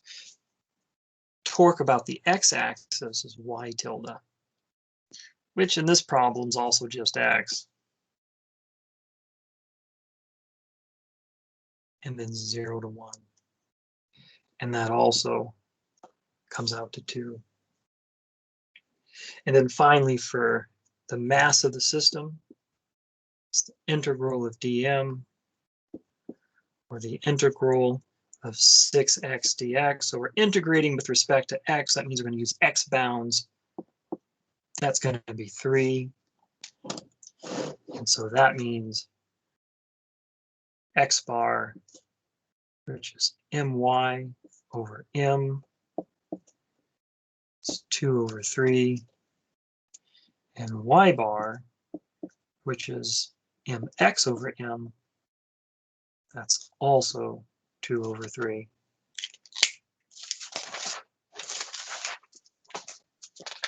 Questions about that? All right. No, I'm going long. There's 3 examples left, and that's it.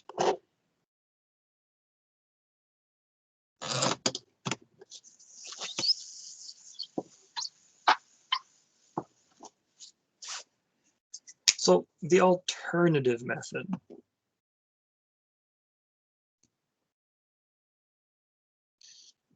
And the only thing here, we're going to work with the same shape. But let's say we did our strips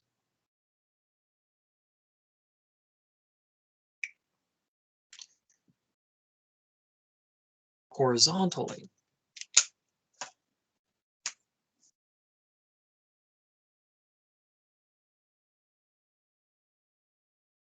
So again, we put the center of mass in our strip in the very middle. X tilde, Y tilde.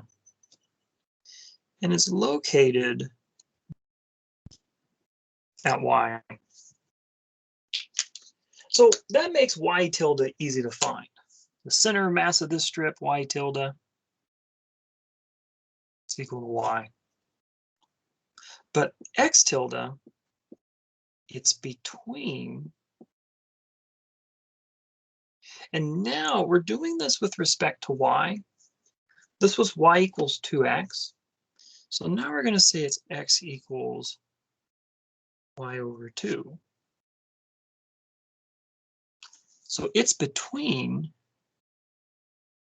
X equals Y over 2 and X equals 1.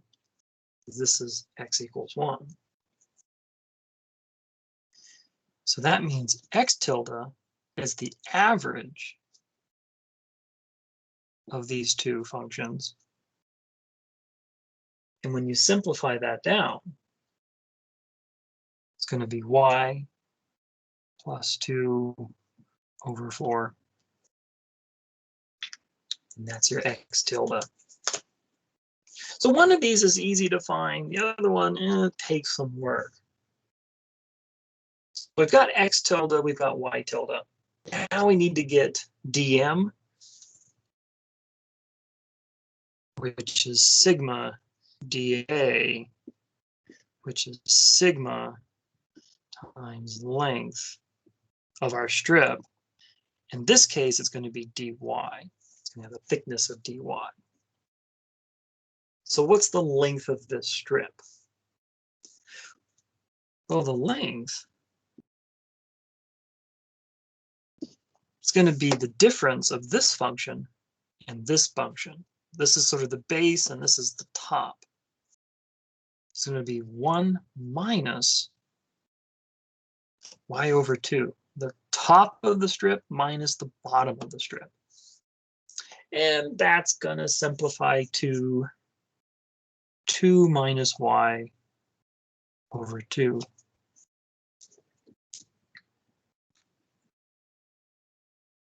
So that means dm.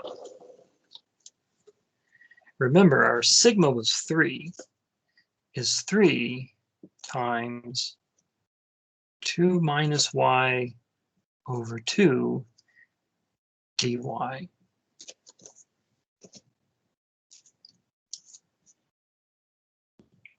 So now we've got dm, we have x tilde and y tilde, we can hammer things out. So my is the integral of x tilde dm, or in this case, now we're integrating with respect to y. dm is in with respect to y. So this becomes y plus 2. And I'm just going to put the answer down just for the sake of time. And then dm is going to be times 3 times 2 minus y over 2 dy. And when that's all said and done, you're going to get to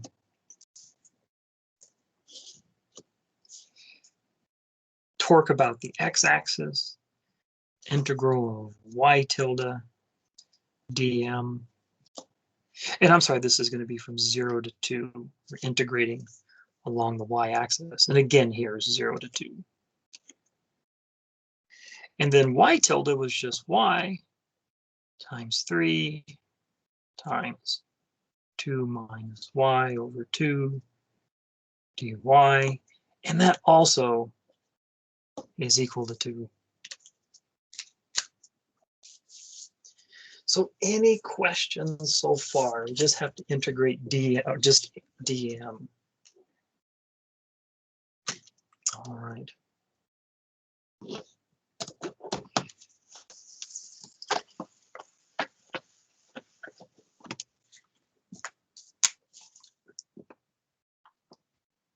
So the integral of dm, again, we're doing this with respect to y now. So 3 times 2 minus y over 2. This is sigma. This here is dA. And we're going to get 3 x bar my over m 2/3 y bar mx over m. It's 2/3. So we get the same answer as before. Questions about that? So there's 2 more examples and that's it.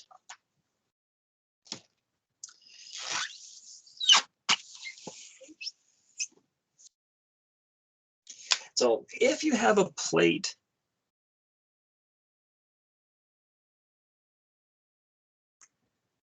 bounded by 2 curves, so something like this.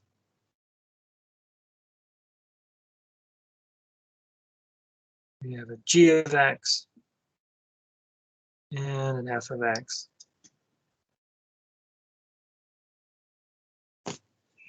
Well, you're going to get the same thing. It's the same process. We're going to have a strip where it's easy to eyeball our center of mass. And this is going to be A, and this is going to be B.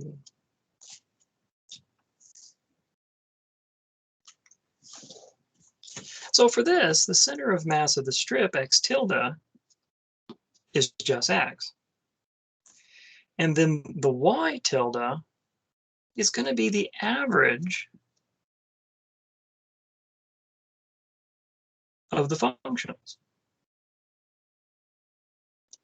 And then for your dA, this is where you got to be a little careful. the length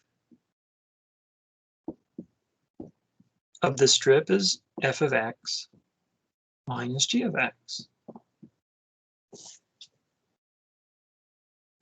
And so that means dm, which is density times dA, will be density times the length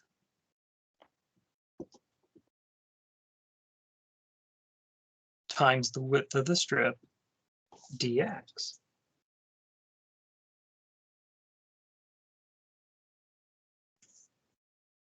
So this is really the major difference here is the length. And here, let me put a dot here so it doesn't get confusing. That's a multiplication. And then y tilde is going to be the average of these functions.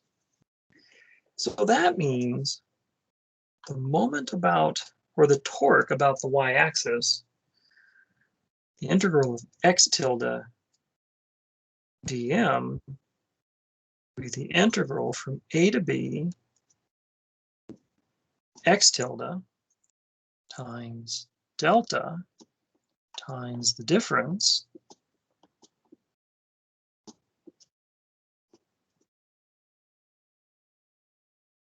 times dx.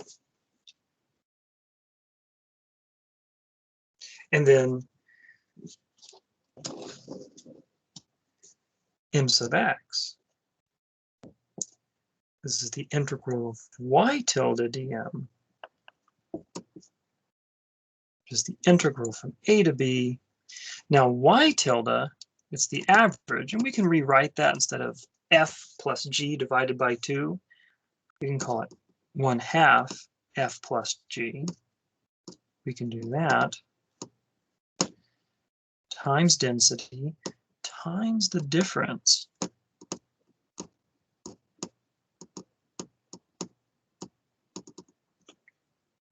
dx down here. And so this simplifies because this is going to give us our difference of squares.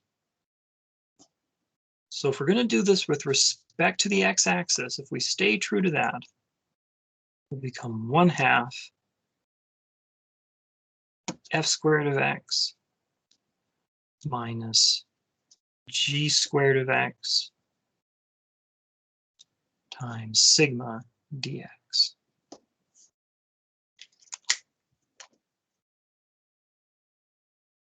And then x bar and y bar have the same formulas. And so we're going to do an example, then we'll do one more example with the centroid, which isn't too long, and then that's going to be it. We'll be done.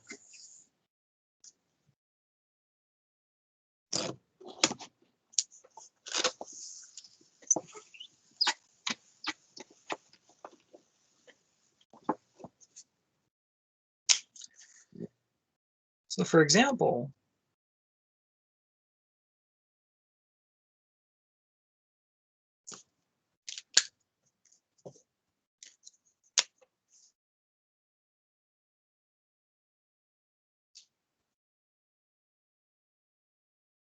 so we have, say, square root of x.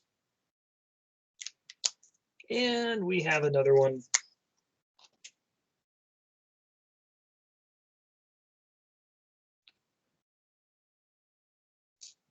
G of x is x over 2. And we're interested in a plate. And we're going to go from 0 to 1, and we're interested in this plate. We're going to make it a little more interesting. Sigma is not going to be constant. It's going to vary with x squared. So again, we're going to draw a strip.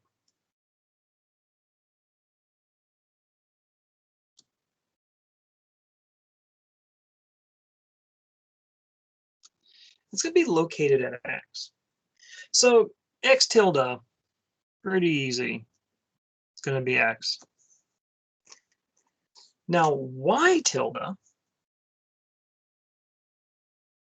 well, it's going to be 1/2 f of x, which is square root of x, plus g of x, which is x over 2. And that's our y tilde. Now our length, top of the strip minus the bottom. Well, the top is square root of x, and the bottom is x over 2. So that's going to be the length, given a location of x. Now the width, again, thin strip, it's going to be dx. And since we're working with densities, we need to get a dA times a density. So dA, the area of this strip is going to be its length minus x over 2 times the width dx. And so that means the density, or I'm sorry, the mass is the density x squared times the area square root x minus x over 2 dx. So the mass is the integral, system mass is the integral of dm, and we're integrating from 0 to 1, because this is all in terms of x. So we'll be integrating x squared square root x minus x over 2 dx, and that's going to come out to 9 over 56. Well, we want to hang on to this. I'll circle it. It's not really an answer, but 9 over 56.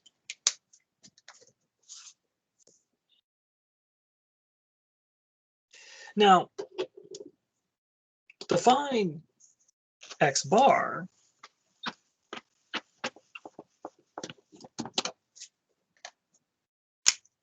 we need my,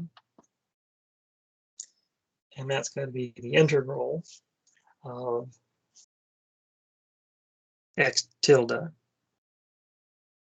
dm, or in this case, x tilde, well, that's just x, and dm is the x squared, or density, times our dA, which is length times width. And again, it's from 0 to 1. And when we hammer that one out, and they kind of do this all in one fell swoop. So I'm just going to, pardon me for taking a little bit of a shortcut.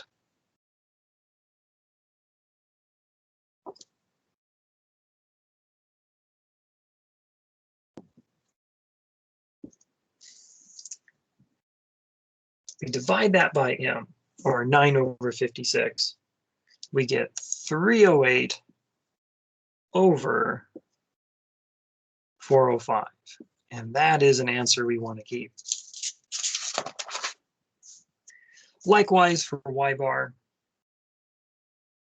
that's the torque about x, the x-axis, divided by the system mass, or the integral of y tilde dm over m. And it's going to be the integral from 0 to 1. Now y tilde, that was that average. And we can use the formula for y tilde, call it 1/2, and then f squared, since f of x was square root of x, square that, we get x. G of x was x over 2, so that's going to be x squared over 4 if we square that, dx. And that's using that new formula that we derived. That's f of x squared, and that's g of x squared.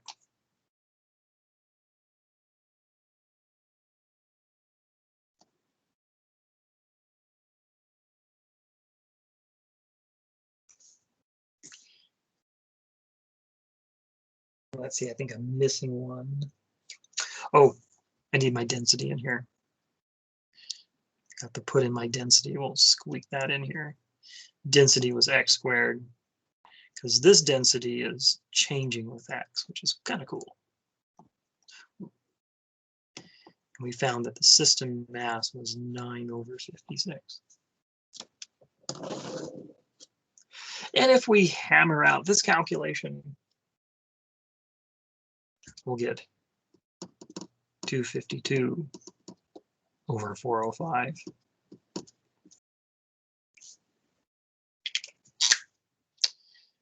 And that's it. One more example, and this one's a shorter one. It's the centroid. So any questions about this? Again, I apologize for going so long. This section, there's just a lot of explanation that goes with it.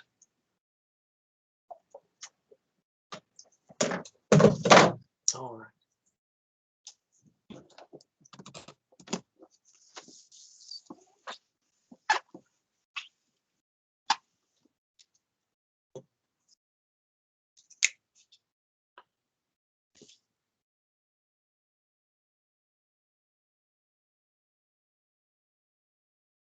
So the centroid. What this is, we're commonly working, the example for we're going to be looking at is like wires. And there's the possibility that the center of mass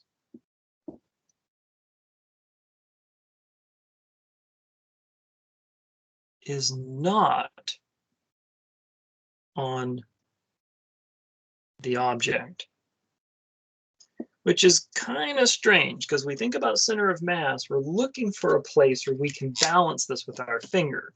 Well, clearly we're not going to do that if the point's not on the object to begin with. So let me go through this last example. It's going to be a wire. And this is a common one with wires. It's not limited to that, but it's a common one.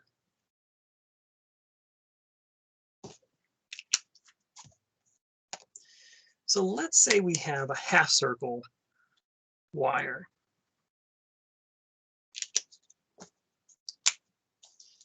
This half circle has a radius of A.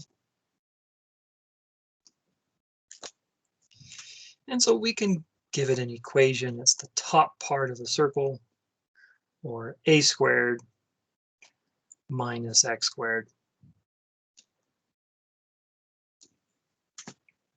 So we want to find the center of mass for this. So what we're going to do, this thing's going to have a density of, in terms of length. So what we're going to say is this. Instead of a strip that's parallel to the X or Y axis, we're going to choose a piece of the actual wire.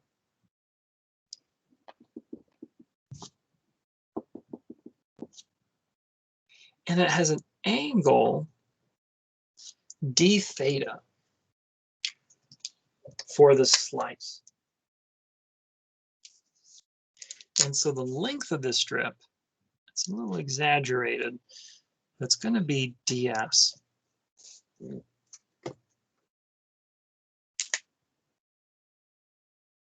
Now, the length ds, if you recall from a circle, or for a sector of a circle, it's going to be, find the area, or the length rather, or the arc length. It's going to be the angle times, oh, I'm sorry, not angle. It's going to be the radius. Now the radius is A, so it's radius A times the angle inside that sector. So you might see S equals R theta. Here the radius is A, so you have S, or ds rather. ds equals R d theta. So the radius R for our sector. So that's the arc length. Now that's going to be important because our mass, we're going to assume this wire, we're not going to consider the width of the wire to be very important. We're only really going to be looking at sort of the length of it. So the mass dm is going to be sigma times ds, where this is going to be mass per length. Now we've been working with mass per area, but we're going to be looking at mass per length. So dm is sigma a d theta. So now we have a dm. We were looking for that. We've got our dm. So now we got to get our y tilde and x tilde. Well, for that,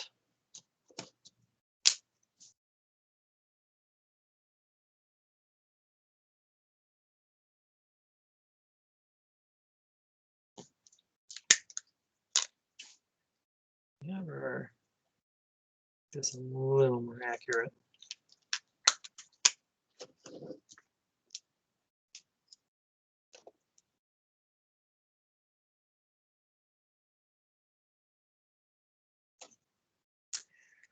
What we're going to do, we're going to say that the center of mass makes an angle theta with the x-axis. So for y tilde,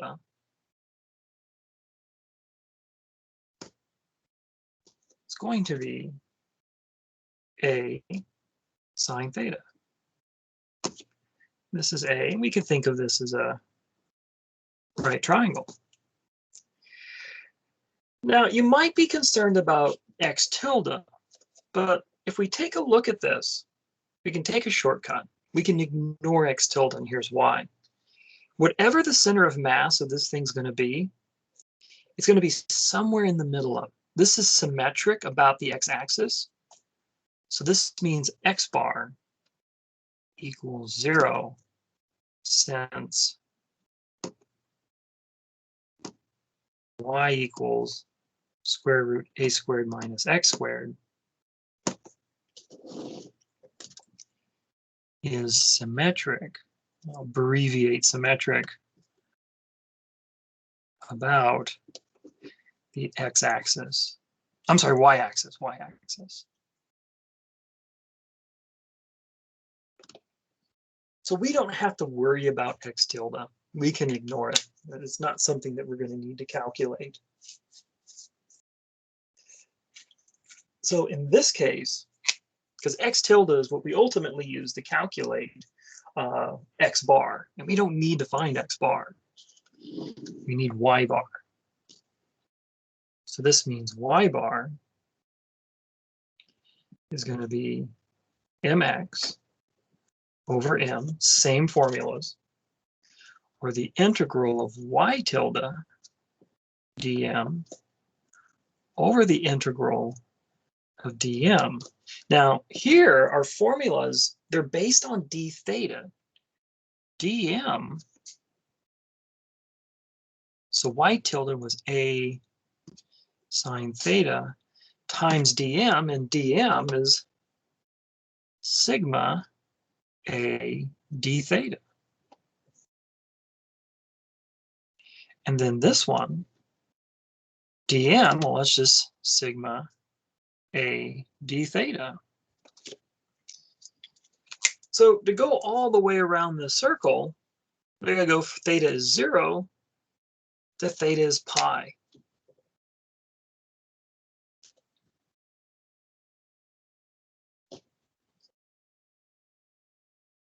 And when we do that and we simplify, we're going to get 2a over pi. It'll eventually work its way down to that. And that's it. So again, I apologize for the masses overrun. When I put my notes together, it took less than an hour to go through the section. I was like, well, this isn't going to be too bad. I think I can put this together. It's actually a little less than 40 minutes.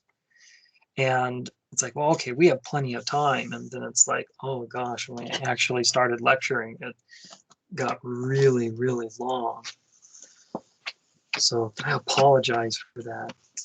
I hope that at least the explanations are clear. I hope that at least there's that consolation. But other than that, that's it. If you have any questions, please let me know.